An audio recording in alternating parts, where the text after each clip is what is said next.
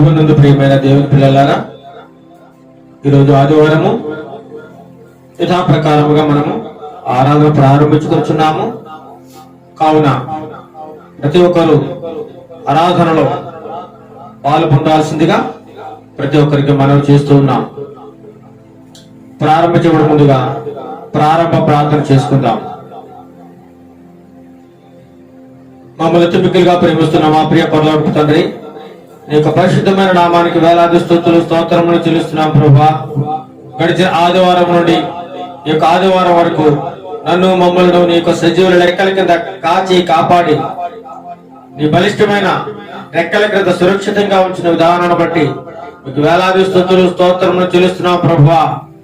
ఈ దినమును చూడలేక ఎంతో మంది నశించిపోయినారు తండ్రి ప్రభా. మమ్మల్ని అయితే సురక్షితంగా కాచి కాపాడి నీ యొక్క దైవ సన్నిధానంలో మేమందరము నీ యొక్క పిల్లలముగా కూడుకొని నేను ఆరాధించడానికి, నేను కీర్తించడానికి మీరు ఇచ్చినటువంటి గొప్ప అవకాశమును తరుణమును బట్టి మీకు వేలాది స్తోత్రములు చెల్లిస్తున్నాం ప్రభా. మాకంటే గొప్పవారు తండ్రి ప్రభా, ధనవంతులు, పేరు ప్రఖ్యాతులు గలవారు తండ్రి ప్రభా, ఈ క్షణమును చూడలేక, ఈ దినమును చూడలేక ఎంతో మంది నశించిపోయినారు ప్రభా. మమ్మల్ని అయితే సజీవంగా ఉంచి నీ యొక్క సన్నిధిలో నిలువ పెట్టుకుని వాడుకుంటున్న విధానం బట్టి మీకు వందనాలు స్తోత్రాలు చెల్లిస్తున్నాం నాయన. ఇప్పుడు ఆరాధనలో భాగంగా తండ్రి ప్రభా, మేము పాటలు పాడుకొచ్చుండగా తండ్రి ప్రభా, మా యొక్క స్వరములను ముట్టండి ప్రభా. మా యొక్క స్వరములతో నిన్ను స్తుతించడానికి కావలసినటువంటి గంభీర స్వరమును మాకు దయచేయండి ప్రభా. మా యొక్క స్తుతుల మీద మీరు ఆశలే ఉండండి నాయన. ఆరాధన ఆదరించేంత వరకు నీ యొక్క మహిమాత్రమే జరిగించడానికి నీ కృప చూపించండి నాయన. వచ్చిన బిడ్డలందరినీ దీవించి ఆశీర్వదించండి ప్రభా.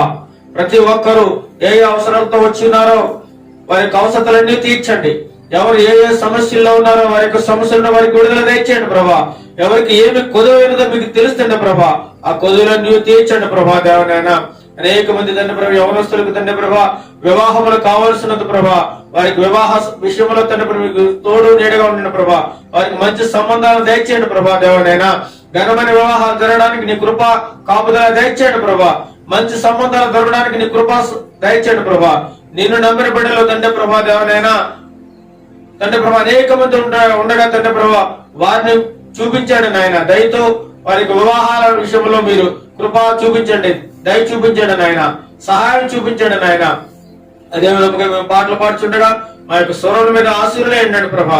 ఆ ఆరాధన ఆదరించేంత వరకు నీ మహిమాత్రమే జరిగించుకున్నామని పాటలు పాడుచుండగా మా యొక్క స్వరంలో ముట్టమని ఈ యొక్క కార్యక్రమాన్ని ఆరాధనలు ఎంతమంది అయితే పాల్గొంపులు పొందుతున్నారో వారందరినీ దీవించి ఆశీర్వించమని ఘనత మహిమ ప్రభావాలు మీకే ఆరోపిస్తూ మా ప్రభువును రక్షకుడైన యేసుక్రీస్తు నామములో అడిగి ప్రార్థన చేస్తున్నాం తండ్రి. ఆమేన్, ఆమేన్, ఆమేన్. ఇప్పుడు మనం ప్రభువును స్తుతించుకుందాం. కొన్ని పాటలు పాడుతూ ప్రభువుని ఆరాధించుకుందాం. హల్లెలూయా. నీ నామమే నా గానము, నా జీవితం నీకు అంకితం అనే పాట పాడుకుని దేవుని నామాన్ని గనపరుద్దాం.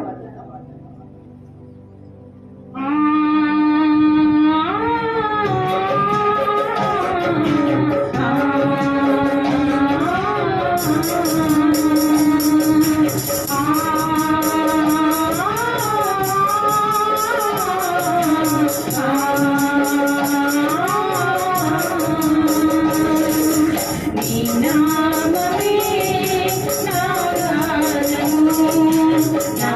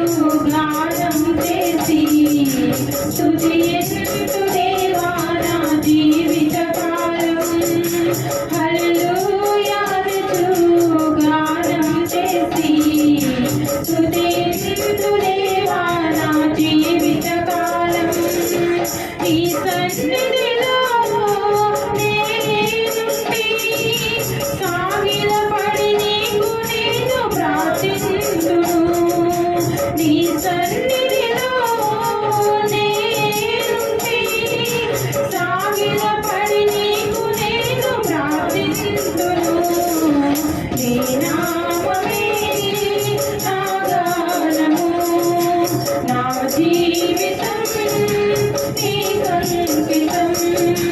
నీ నామమే నా గానము, నా జీవితం నీకంకితం. కలువరి గిరిపై సిలువను మోసి అర్పించితివే వారి ప్రాణం నాకై.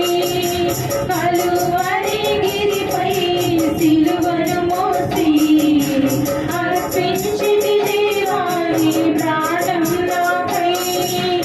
ఆత్మశుద్ధి కలిగించు దేవా, హల్లెలూయా అనుచు కీర్తించెదను. ఆత్మశుద్ధి కలిగించు దేవా, హల్లెలూయా అనుచు కీర్తించెదను. నీ నామమే నా గానము, నా జీవితం నీకంకితం. నీ నామమే నా గానము, నా జీవితం నీకంకితం. నీవు లేని నా జీవితం ఏ నాటికైనా వ్యర్థం దేవా. నీవు లేని నా జీవితం ఏ నాటికైనా వ్యర్థం దేవా. నీకు కలిగిన పరిశుద్ధ జీవితం కలిగించు దేవా కరుణామయుడా. నీకు కలిగిన పరిశుద్ధ జీవితం కలిగించు దేవా కరుణామయుడా. నీ నామమే నా గానము, నా జీవితం నీకంకితం. నీ నామమే నా గానము, నా జీవితం నీకంకితం. హల్లెలూయా. సమీపించరాని తేజస్సులో నీవు వసించువాడవై అనే పాట పాడి దేవు నామాన్ని మహిమపరుద్దాం. సమీపించరాని తేజస్సులో నీవు వసించువాడవైనా మా సమీపమునకు నీవచ్చినావు. నీ ప్రేమ వర్ణింపతరమా. మా సమీపమునకు నీవచ్చినావు. నీ ప్రేమ వర్ణింపతరమా. యేసయ్యా నీ ప్రేమ బలమైనది. యేసయ్యా నీ కృప ఎంత విలువైనది. యేసయ్యా నీ ప్రేమ ఎంత బలమైనది. యేసయ్యా నీ కృప ఎంత విలువైనది. సమీపించరాని తేజస్సులో నీవు వసించువాడవైనా మా సమీపమునకు దిగివచ్చినావు. నీ ప్రేమ వర్ణింపతరమా. మా సమీపమునకు దిగివచ్చినావు.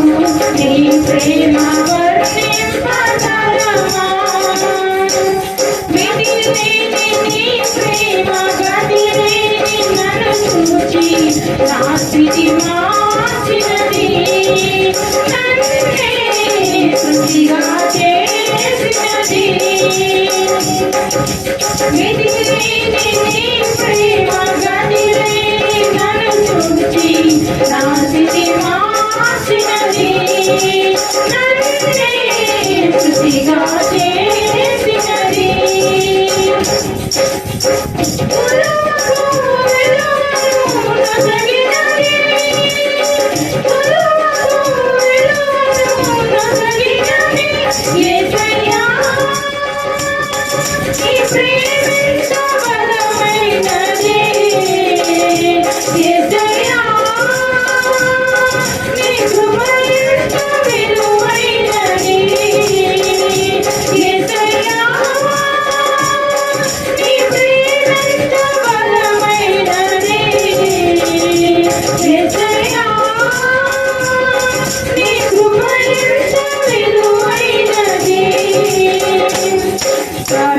దీపించరాని తేజస్సులో నీవు వసించు వాడవైనా. మా సమీపమునకు దిగి వచ్చినావు, నీ ప్రేమ వర్ణింపతరమా. మా సమీపమునకు దిగి వచ్చినావు, నీ ప్రేమ వర్ణింపతరమా. దయయందు నేను నీ దయయందు పడి ఉండా, పరమందు దాచితివే నన్నే, పరమందు చేసితివే. దయయందు నేను నీ దయయందు పడి ఉండా, పరమందు దాచితివే నన్నే, పరమందు చేసితివే. కరుణకు కరుణకు మసగితివే, కరుణకు కరుణకు మసగితివే. యేసయ్యా, నీ ప్రేమెంత బలమైనది. యేసయ్యా, నీ కృప ఎంత విలువైనది. యేసయ్యా, నీ ప్రేమెంత బలమైనది. యేసయ్యా, నీ కృప ఎంత విలువైనది. సమీపించరాని తేజస్సులో నీవు వసించు వాడవైనా. మా సమీపమునకు దిగి వచ్చినావు, నీ ప్రేమ వర్ణింపతరమా. మా సమీపమునకు దిగి వచ్చినావు, నీ ప్రేమ వర్ణింపతరమా. హల్లెలూయా. ప్రభునందు ప్రియమైన దేవుని పిల్లలారా, ఇంతవరకు మనం పాటల ద్వారా ప్రభువుని ఎంతగానో మహిమపరిచినాము. ప్రభువు వారు మన స్తుతుల మీద ఆశ్రలై ఉన్నారని మనం ఎంతగానో నమ్ముచున్నాం. ఈ సమయంలో బైబిల్ పఠన చేసుకుందాం. కోరహు కుమారుడు రచించిన కీర్తన మనం ధ్యానం చేసుకుందాం. 84వ కీర్తన మన మధ్యలో ఉన్నటువంటి సందీప్ కుమార్ వచ్చి చదివి వినిపిస్తారు. 84వ కీర్తన చదువుకుందాం. సైన్యములకు అధిపతియగు యెహోవా, నీ నివాసములు ఎంత రమ్యములు. యెహోవా మందిరావరణమును చూడవాలని నా ప్రాణము ఎంతో ఆశపడి ఉన్నది. అది సొమ్మసిల్లుచున్నది. జీవము గల దేవుని దర్శించుటకు నా హృదయమును నా శరీరమును ఆనందముతో కేకలు వేయుచున్నవి.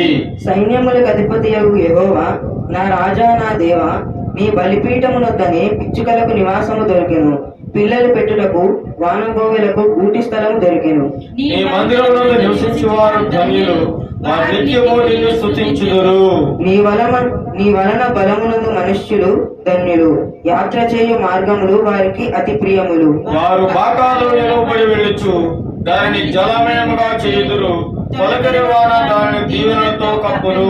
వారు నానాటికి బలాభివృద్ధి నొందుచు ప్రయాణము చేయుదురు, వారిలో ప్రతివాడును సియోనులో దేవుని సన్నిధిని కనబడును. యెహోవా సైన్యములకు అధిపతియగు దేవా, నా ప్రార్థన ఆలకింపుము. యాకోబు దేవా, చెవియొగ్గుము. దేవా, మా కేడమా దృష్టించుము. నీవు అభిషేకించిన వాని ముఖమును లక్షింపుము. నీ ఆవరణములో ఒక దినము గడుపుట 1000 దినముల కంటే శ్రేష్టము.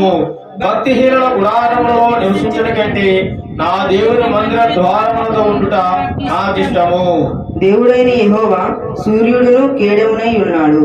యెహోవా కృపయు ఘనతయు అనుగ్రహించును. యథార్థముగా ప్రవర్తించు వారికి ఆయన ఏ మేలును చేయక మానడు. అందరూ చదువుకుందాం. సైన్యములకు అధిపతియగు యెహోవా, నీ యందు నమ్మకం ఉంచువారు ధన్యులు. దేవుడు తన పరిశుద్ధ వాక్యము దీవించుగాక. దేవుడు తన పరిశుద్ధ వాక్యమును బహుగా దీవించి ఆశీర్వదించును గాక. చదివినటువంటి సందీప్ కుమార్ని కూడా దేవుడు దీవించి ఆశీర్వదించును గాక. ఈ 84వ కీర్తనలో చూసినట్లయితే, సైన్యములకు అధిపతులకు యెహోవా నీ నివాసములు ఎంత రమ్యములు. ఆయన యొక్క నివాసములట ఎంతో రమ్యమైనవట. సైన్యములకు అధిపతి మన యెహోవా, మన దేవుడు.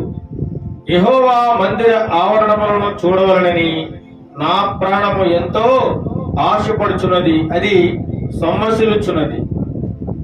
దేవుని యొక్క మందిర ఆవరణాలను చూడాలని ఆయన యొక్క ప్రాణం ఎంతో ఆశపడుచున్నదట, అది సొమ్మసిల్లుచున్నది. జీవము గల దేవుని దర్శించుటకు నా హృదయమును నా శరీరమును ఆనందముతో కేకలు వేయుచున్నవి. జీవము గల దేవుణ్ణి దర్శించాలని ఆయన యొక్క హృదయము, ఆయన యొక్క శరీరము ఆనందంతో కేకలు వేయుచున్నవని ఇక్కడ వాక్యం ద్వారా సెలవిస్తూ ఉన్నారు. చివరికి ఇంకొక మనం వచనం చూసినట్లయితే 10వ చరణంలో చూడండి, నీ ఆవరణములో ఒక దినము గడుపుట 1000 దినముల కంటే శ్రేష్టము అని వాక్యం సెలవిస్తూ ఉంది. దేవుని యొక్క మందిరంలో, దేవుని యొక్క ఆవరణంలో ఎవరైతే ఒక దినము గడుపుతారో వారు 1000 దినములు గడిపిన దానికంటే శ్రేష్టము అని వాక్యం ద్వారా దేవుడు మనతో మాట్లాడుచున్నాడు. నీ ఆవరణంలో ఒక దినము గడుపుట ఎన్ని దినముల కంటే శ్రేష్టమట? 1000 దినముల కంటే శ్రేష్టము. భక్తిహీనుల గుడారములలో నివసించడం కంటే నా దేవుని మందిర ద్వారముల దొడ్డున నాకిష్టము. యెహోవా సూర్యుడును కేడమునై ఉన్నాడు, యెహోవా కృపయు ఘనతయు అనుగ్రహించును. యథార్థముగా ప్రవర్తించే వారికి ఆయన ఏ మేలును చేయక మారుడని వాక్యం ద్వారా మనకి సెలవిస్తూ ఉన్నాడు. యథార్థముగా ఎవరైతే ప్రవర్తిస్తూ ఉంటారో, ఆయన సన్నిధానములో ఎవరైతే ఒక దినము గడుపుతూ ఉంటారో వారు 1000 దినములతో సమానము అని వాక్యం ద్వారా మనతో ఈ ఉదయకాల సమయంలో దేవుడు మనతో మాట్లాడుచున్నాడు. యథార్థముగా ఎవరైతే ప్రవర్తిస్తూ ఉంటారో ఆయన వారికి ఎటువంటి మేలైనా చేయడానికి ఆయన సిద్ధంగా ఉన్నాడు. ఏ మేలును చేయక మానడు అనే వాక్యం ద్వారా మనకి దేవుడు సెలవిస్తూ ఉన్నాడు. ఇప్పుడు మనము కొద్దిసేపు నిలబడి ఆయన స్తుతిస్తూ స్తుతి ఆరాధన చేసుకుందాం.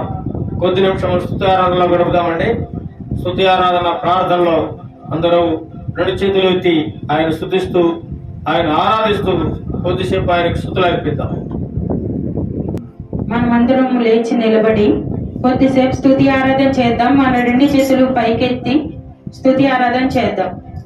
స్తుతి స్తుతి స్తోత్రం స్తోత్రం మహోన్నతుడా స్తోత్రం, నీతిమంతుడా స్తోత్రం, పరిశుద్ధుడా నీకే స్తుతి స్తుతి స్తోత్రం స్తోత్రం.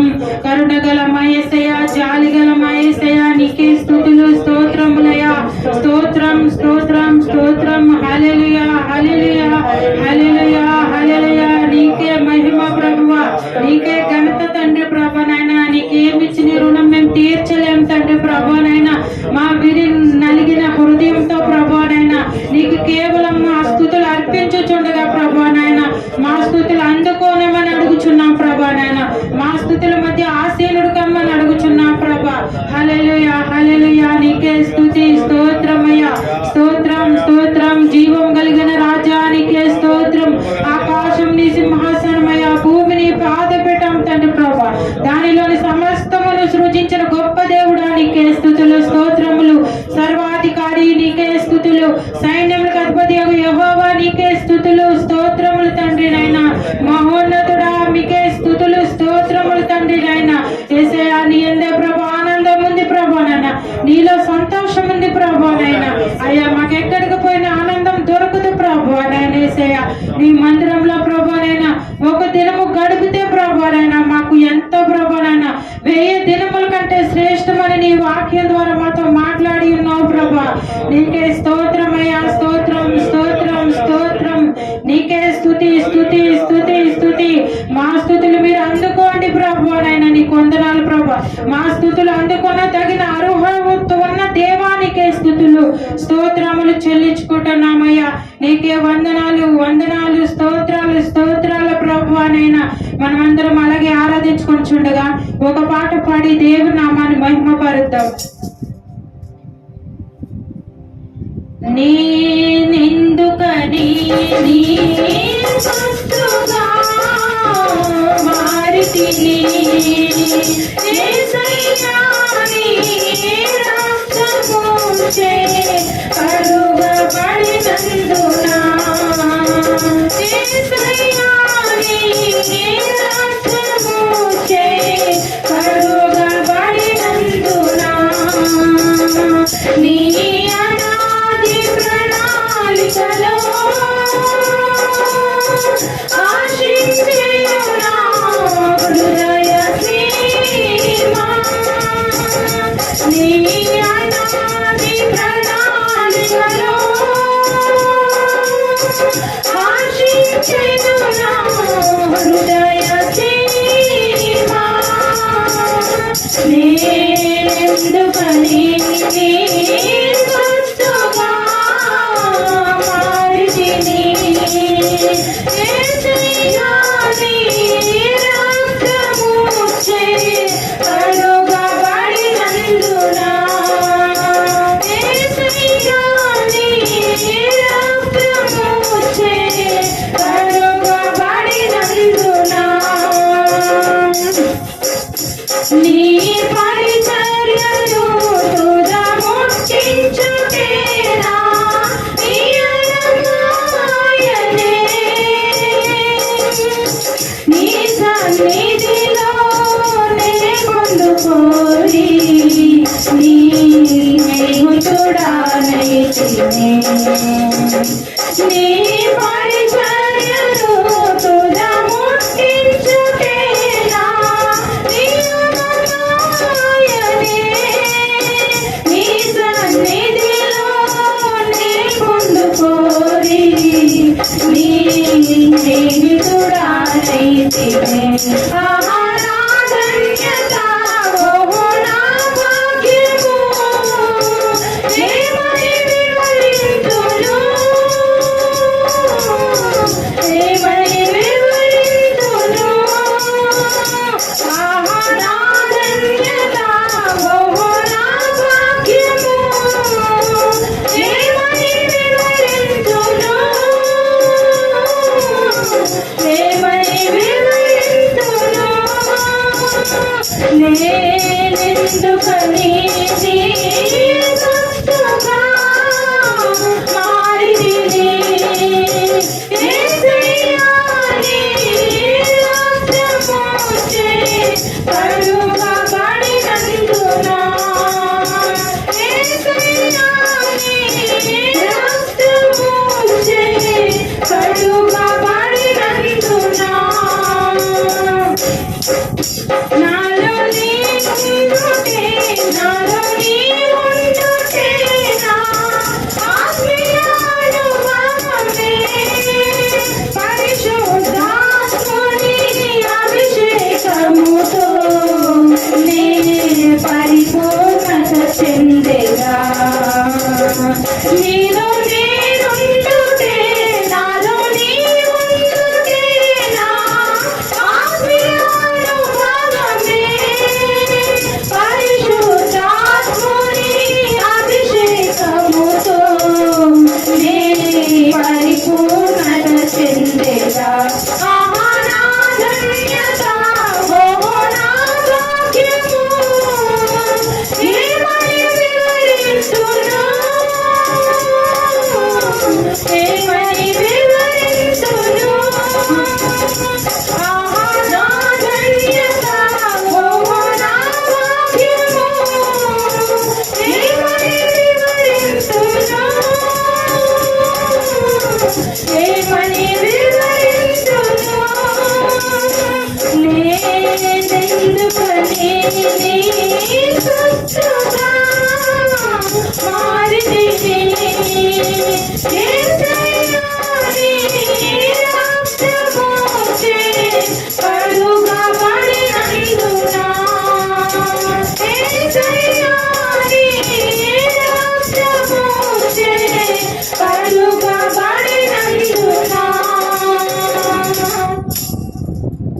మనమందరం అలాగే ఆరాధించుకొని చూడగా ప్రార్థన చేసుకుందాం. మహోన్నతుడా, మహాగణుడా, మీకే స్తుతులు స్తోత్రములు.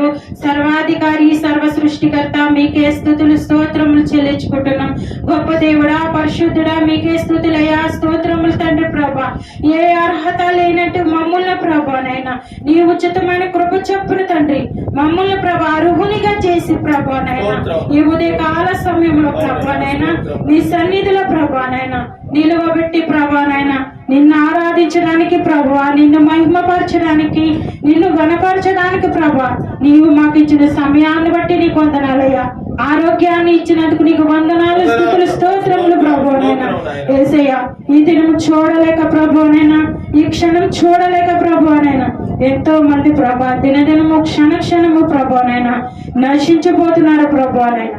మమ్మల్ని అయితే ప్రభానైనా ఈ నీ ఉచితమైన కృప చొప్పున తండ్రి మమ్మల్ని ప్రభా బ్రతికించి తండ్రి క్షేమంగా భద్రపరిచి ఉంచినందుకు తండ్రి ప్రభా నీకు ఏమిచ్చి ప్రభానైనా నీ రుణం మేము తీర్చలేం ప్రభువనైనా.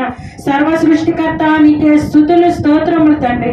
మా విరిగి నలిగిన హృదయంతో ప్రభానైనా కేవలం తండ్రి ప్రభా నీకు తండ్రి స్తుతులు అర్పించగలం ప్రభానైనా. మా స్తుతులు మీరు అందుకోనమని అడుగుచున్నాం ప్రభానైనా. నిన్ను మహిమపరిచి ఉండగా తండ్రి మా మహిమను మీరు అందుకోండి ప్రభానైనా. యేసయ్యా, నీకే స్తుతులు స్తోత్రములు. గొప్ప దేవుడు, పరిశుద్ధుడు తండ్రి ప్రభానైనా, నీతిమంతుడు తండ్రి ప్రభానైనా, నిజమైన దేవుడు నువ్వు ప్రభానైనా. నీకే స్తుతులు స్తోత్రములు తండ్రి ప్రభానైనా. నిన్ను కలిగి ఉన్నందుకు మేము ధన్యులం ప్రభానైనా. యేసయ్యా, ఈ లోకంలో తండ్రి ప్రభానైనా ఏమి ఉన్నా లేకున్నా ప్రభానైనా నీ ఉంటే మాకు చాలేసయ్యా. నీకే స్తుతులు స్తోత్రములు చెల్లించుకుంటున్నాం ప్రభానైనా. ఈ ఉదయ కాల సమయంలో ప్రభానైనా ఇంతవరకు పాటల ద్వారా నిన్ను స్తుతించి ఉన్నాం ప్రభానైనా. మా స్తుతులు మీరు అందుకోమని అడుగుచున్నాం ప్రభానైనా. ఇక ముందర వాక్యం ద్వారా ప్రభా నీ మాతో మాట్లాడమని అడుగుచున్నాం. నీ దైవ సేవకునికి ప్రభానైనా నోటికి పూరగా ఉండి ప్రభానైనా నీ జీవజల్పు మాటలు ప్రభానైనా మాతో మాట్లాడమని అడుగుచున్నాం ప్రభానైనా. ఈ వాక్యం ప్రభా ఎంతమంది వింటున్నారో ప్రభా, ఈ ఆరాధన ఎంతమంది అయితే చూస్తున్నారో ప్రభా, అనేక మంది హృదయాలు తెరవబడడానికి నీ సహాయం దయచేయమని అడుగుచున్నాం ప్రభానైనా. యేసయ్యా ప్రభానైనా, ఎవరైతే నిన్ను నమ్ముకొని బిడ్డలు ఉన్నారో ప్రభా ప్రతి ఒక్కరూ నిన్ను తెలుసుకోవాలి తండ్రి ప్రభా. ఈ సువార్త ద్వారా ప్రభానైనా అనేక మంది మారాలి ప్రభానైనా. నీకే స్తుతులు స్తోత్రములు చెల్లించుకుంటున్నాం ప్రభానైనా. నీ సువార్త పరిచర్యల ప్రభానైనా అనేక మంది నిజమైన దేవుడు నువ్వు అని తెలుసుకోవడానికి సహాయం దయచేయమని అడుగుచున్నాం ప్రభానైనా.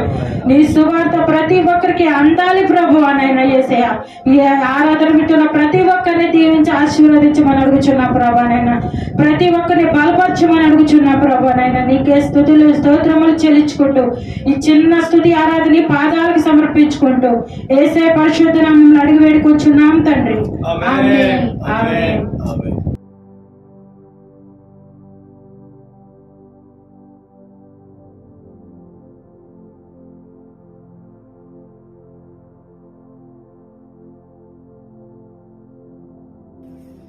ప్రభువునందు ప్రియమైన దేవుని పిల్లలారా, ఇంతవరకు మనం పాటల ద్వారా, వాక్య పఠన ద్వారా, స్తుతి ఆరాధన ద్వారా మనము ప్రభువుని ఎంతగానో స్తుతించినాము, మహిమపరిచినాము.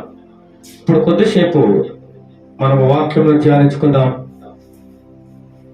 వాక్యమును ధ్యానించుకునే ముందుగా చిన్న ప్రార్థన చేసుకుందాం. మమ్మల్ని ఎత్తుమిక్కిలిగా ప్రేమిస్తున్న మా ప్రియ పరలోకపు తండ్రి, ఇక పరిశుద్ధమైన నామానికి స్తుతులు స్తోత్రములు చెల్లిస్తున్నాం ప్రభా.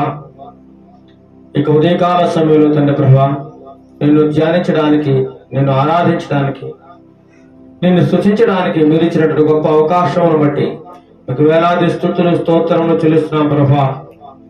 ఇంతవరకు పాటలు ఏదో మీరున్నారు ప్రభా, స్తుతి ఆరాధనలో మీరున్నారు, వాక్య పఠనంలో మీరున్నారు తండ్రి ప్రభా. అంటే నేను ఇప్పుడు కొద్దిసేపు మేము వాక్యం ధ్యానించుకుని చూడగా మా నోటికి బోరగా ఉండి మాకు ఏ యొక్క ఆత్మీయ ఆహారం మాకు అవసరమైనదో ఆ యొక్క ఆహారం మాకు తృప్తిగా దయచేయండి నాయన. ఈ వాక్యానుసారంగా మేము జీవించడానికి నీకు కృపను దయచేయండి. అదే విధముగా నీ వాక్యం ద్వారా మా యొక్క నడతను, మా యొక్క జీవితాన్ని సరి చేసుకోవడానికి నీ కృప దయచేయండి. నీ దయగల హస్తం నీ ప్రియ బిడ్డల చుట్టూ ఉంచండి నాయన. ఎంతమంది అయితే ఈ వాక్యమును వింటూ చూస్తూ ఉన్నారో వారందరినీ దీవించండి, ఆశీర్వదించండి. వారి యొక్క హృదయాలలో ఈ వాక్యమును ఫలింపజేయండి. నూరంతలు అరోదంతలుగా ఫలింపజేసి రక్షణ మార్గం వారికి దయచేయండి నాయన. నీకు రక్షణ సువార్తను వారికి తెలియజేయండి నాయన. గొప్ప మారు మనస్సు, శాంతి, సమాధానము దయచేయండి. దీవించి ఆశీర్వదించండి. వాక్యం ద్వారా అనేక మంది బలపడడానికి, రక్షణ పొందడానికి నీ కృప చూపించమని, మాట్లాడుతున్నది మేము కాదు తండ్రి ప్రభు, మీరే మాట్లాడమని, మాకు కావలసిన ఆత్మీయ ఆహారం సమృద్ధిగా దయచేయమని మా ప్రభు అయిన యేసుక్రీస్తు నామములో ప్రార్థన చేస్తున్నాం తండ్రి. ఆమేన్. ఆమేన్. ప్రియులారా, ఈరోజు మన వాక్య ధ్యానాంశము ఆయుష్కాలమును పెంచే దేవుడు. చెప్పండి, ఆయుష్కాలమును పెంచే దేవుడు. ఏంటి, దేవుడు ఆయుష్కాలను కూడా పెంచుతాడా? మానవునికి ఇంత జీవితము అని దేవుడు ముందుగానే నిర్ణయిస్తూ ఉంటాడు. కానీ ఆయన నిర్ణయించిన దానికంటే అధికమైన ఆయుష్కాలము ఇవ్వగల సమర్థుడు కూడా ఆయనకు ఆ హక్కు ఉంది. సర్వాంతర్యామి, సర్వజ్ఞాని, సర్వము ఆయన ఇష్టానుసారంగా చేయగల సమర్థుడు. ఆయన ఆయుష్నే కాదండి, చనిపోయిన వారిని సైతం కూడా లేపగల సమర్థుడు ఆయన. అదే విధముగా దైవ గ్రంథములో నుండి ఒక గొప్ప వ్యక్తి ఉన్నారు. ఆయనకు దేవుడు ఆయుష్కాలాన్ని ఇంకా పొడిగించినట్లుగా మనకి ఇక్కడ కనబడుతూ ఉంది. చూద్దాం, ఎవరా ఆ యొక్క భక్తుడు ఎవరు అనేది మనం ఇప్పుడు తెలుసుకుందాం. చూడండి, 2వ రాజుల గ్రంథము 20వ అధ్యాయంలో 1వ వచనం నుండి 7 వచనాలు మనం చూసుకున్నట్లయితే ఒకసారి చదవండి. ఆ దినములలో హిజ్కియాకు మరణకరమైన రోగము కలుగగా ఆమోజు కుమారుడును ప్రవక్తయునైన యెషయా అతని యొద్దకు వచ్చి, నీవు మరణమవుచున్నావు, బ్రతుకవు కనుక నీవు నీ ఇల్లు చక్కబెట్టుకొనమని యెహోవా సెలవిచ్చుచున్నాడు. చూడండి, హిజ్కియా ఎవరంటే మనం తెలుసుకోగలిగే ఆ వ్యక్తి పేరు హిజ్కియా, మహారాజు అన్నమాట. హిజ్కియా ఎవరండి? మహారాజు. ఇశ్రాయేలు కాలంలో యూదా జాతికి అనేక మంది రాజులు యూదాను పరిపాలించినప్పుడు అదే యూదా రాజుల్లో ఒక ముఖ్యమైన రాజుగా ఆయన పిలువబడుతున్నాడు. ఆయన పేరు హిజ్కియా. చెప్పండి, హిజ్కియా. హిజ్కియా అనే మాటకు యెహోవా నా బలము అని అర్థం. చెప్పండి, యెహోవా నా బలము. హిజ్కియా అనే మాటకు యెహోవా నా బలము అని అర్థం దేవుడు సెలవిస్తూ ఉన్నాడు. ఈయన యూదా రాజుల్లో ఒక రాజుగా ఉన్నాడు, నీతిని అనుసరించేవాడుగా ఉన్నాడు. ఇతని తండ్రి పేరు చూసినట్లయితే మనకి 2వ రాజు గ్రంథం 18వ అధ్యాయంలో స్టార్టింగ్ లో చూడండి, చదవాలి.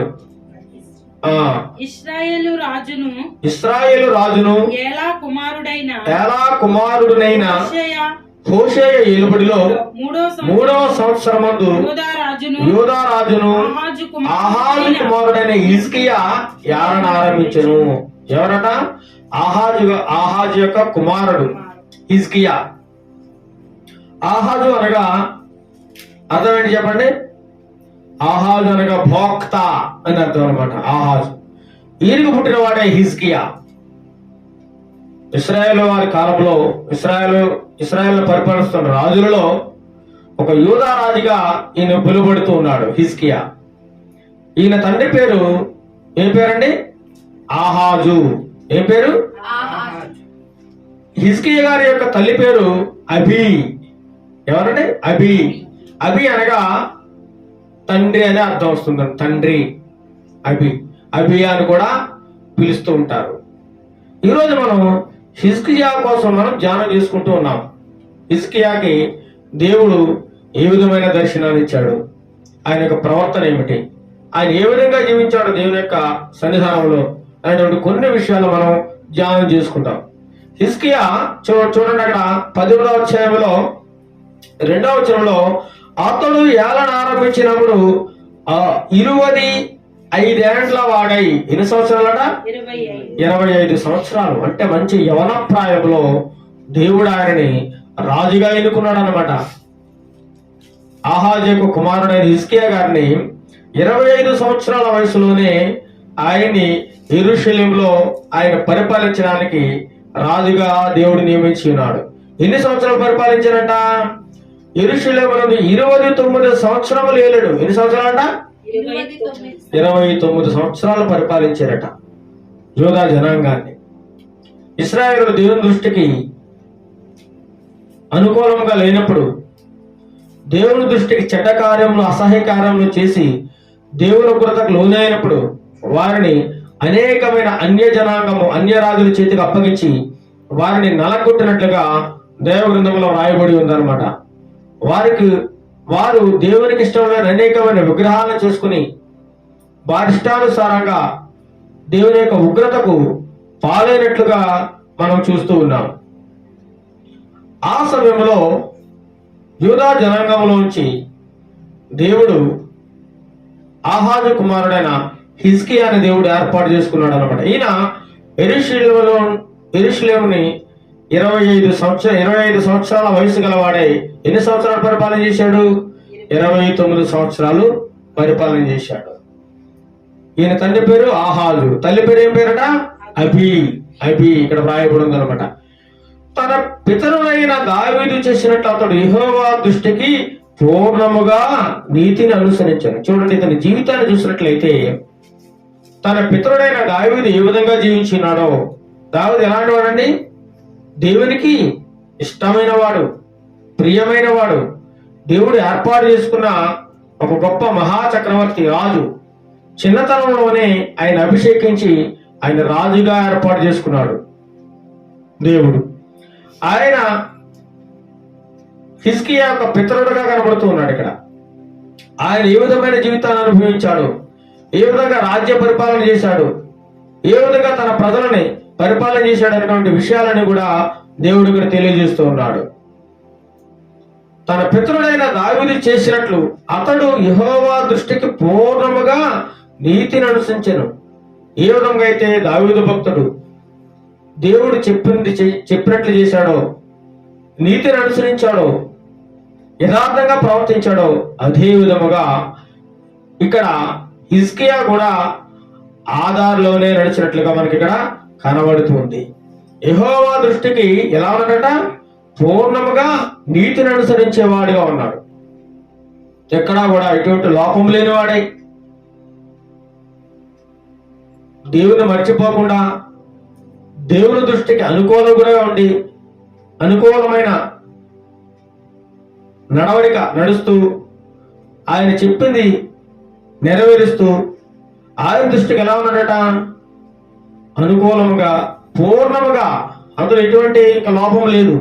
పూర్ణంగా నీతిని అనుసరించడంలో ఒక పూర్ణుడు. పూర్ణం అంటే ఏంటండి? పూర్ణం అంటే సంపూర్తి, రౌండ్, దాంట్లో ఇంకేమీ లోపం లేదనమాట, మొత్తం అనే అర్థం. పూర్ణముగా నీతిని అనుసరించేవాడు అని ఇక్కడ హిజ్కియా గురించి వ్రాయబడి ఉంది. ఇతను ఏం చేసినంట? ఉన్నత స్థలములను కొట్టివేసి, విగ్రహములను పగులుగొట్టి, దేవతా స్తంభములను పడగొట్టి, మోషే చేసిన ఇత్తడి సర్పమును చిన్న భిన్నములుగా చేసెను. ఇతడు రాజైన తరువాత వారు కల్పించినటువంటి విగ్రహాలు, వారు కల్పించినటువంటి దేవతా స్తంభాలు, వారు చేసుకున్నటువంటి అనేక రకరకాల విగ్రహాలని, వారి యొక్క ప్రతిమలని, అదేవిధంగా మోషే చేసిన ఇత్తడి సర్పాన్ని కూడా ఈయన ఏం చేశారట? చిన్నాభిన్నంగా పగలగొట్టేసేసి మొత్తం తీసేసే విగ్రహాలను ధ్వంసం చేసినట్టుగా ఇక్కడ కనబడుతుందన్నమాట. దానికి ఇశ్రాయేలీలు నెహిష్టాను పేరు పెట్టి దానికి ధూపం వేయించి వచ్చి ఉండినట. నెహిష్టానుగా ఒక ఇత్తడి సర్పం, ఇత్తడి ప్రతిమను వారు చేసుకొని ఇదే మా దేవుడు అని దేవుని దృష్టికి మహా ఘోరమైన పాపం చేసి దేవుని ఉగ్రతకు పాలవుతూ ఉండేవారు అన్నమాట ఇశ్రాయేలు ప్రజలు. అలాంటి సమయంలో దేవుడు హిజ్కియాని ఏర్పాటు చేసుకున్నాడు. ఆ యొక్క ప్రతిమలను, ఆ యొక్క విగ్రహాలన్నీ కూడా ధ్వంసం చేశాడు ఈయన రాజు అయిన తరువాత. ఇంకా చూసినట్లయితే అతడు ఇశ్రాయేలీయుల దేవుడైన యెహోవా యందుట విశ్వాసం ఉంచిన వాడు. ఇతని కోసం ఈ యొక్క 18వ అధ్యాయంలో వ్రాయబడి ఉంది. ఇశ్రాయేలీయుల దృష్టికి దేవుడైన యెహోవా యందు ఎలా ఉన్నాడట? విశ్వాసము, బహు నమ్మకం గలవాడు. దేవుడు అంటే చాలా ఇష్టం. దేవుడు అంటే భయము, భక్తి, నీతిని అనుసరించేవాడు, విశ్వాసంలో పరిపూర్ణుడు, గొప్పవాడు. ఇంకా ఇతని కోసం చూసినట్లయితే అతని తరువాత వచ్చిన యూదా రాజుల్లో గాని, అతనికి పూర్వీకులైన రాజులందరిలో గాని ఇతనితో సమమైన వాడు ఎవడు కూడా ఒకడు కూడా లేడట. చూడండి ఎంత గొప్ప వ్యక్తి హిజ్కియా గారు. నీతిగా అనుసరించేవాడు, యథార్థంగా ప్రవర్తించేవాడు, దేవుడంటే భయభక్తులు గలవాడు, విశ్వాసములో గొప్పవాడు, ఆయన విశ్వాసం ఉంచిన వాడు, పరిపూర్ణుడు అని ఆయన కోసం ఇక్కడ వ్రాయబడి ఉంది. ఇలాంటి నీతిమంతులు ఎంతో మంది ఉన్నారు బైబిల్లో. వారు చేసిన నీతి క్రియలు ఎన్నో ఉన్నాయి. అయితే యెహోవా ఆయనకు తోడుగా ఉన్నాడటండి. అతని పూర్వీకుల్లో, అంతకుముందున్న రాజుల్లో గాని, అతని తర్వాత వచ్చిన రాజుల్లో గాని ఇతనికి సమానమైన వాడు ఒక్కడ కూడా లేడట. అంత పరిపూర్ణుడండి, అంత మంచివాడు, అంత యథార్థవంతుడిగా హిజ్కియా గురించి ఇక్కడ వ్రాయబడి ఉంది. అంతేకాకుండా ఈయన యెహోవాను హత్తుకున్నవాడటండి. చూడండి కింద వ్రాయబడి ఉంది. ఇంకా చూసినట్లయితే మనం, అతడు యెహోవాను హత్తుకుని ఆయనను వెంబడించడంలో వెనుక తీయక ఆయన మోషేకు ఆజ్ఞాపించిన ఆజ్ఞలన్నిటినీ గైకొనుచుండెను. యెహోవాను హత్తుకున్నవాడు హిజ్కియా. ఆయనలో బలమైన విశ్వాసం కలిగిన వాడుగా మనకి కనబడుతున్నాడు హిజ్కియా. ఆయన వెంబడించేవాడుగా కనబడుతున్నాడు దేవుణ్ణి.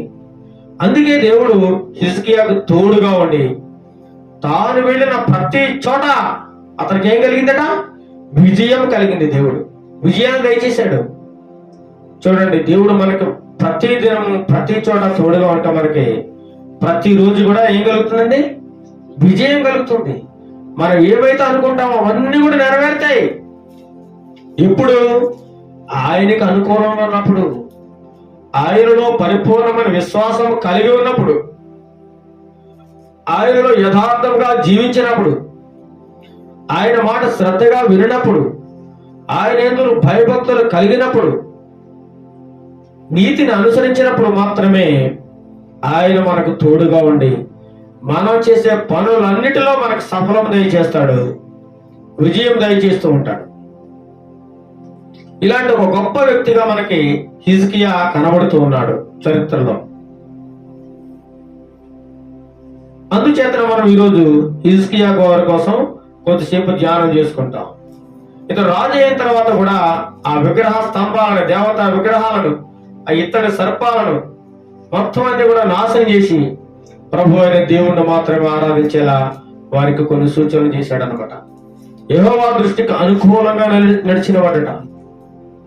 ఈయన క్రీస్తు పూర్వము 719, 690 సంవత్సరాల్లో యూదా వారిని రాజుగా ఉండి పరిపాలించినట్లుగా చరిత్ర మనకు తెలియజేస్తూ ఉంది. ఇంకా చూసినట్లయితే ఈ యూదా రాజుల్లో ఇతని వంటి గొప్ప నీతిపరుడు గాని, యథార్థవంతుడు గాని ఒక్కడు కూడా లేడని బైబిల్ గ్రంథం సెలవిస్తూ ఉందండి.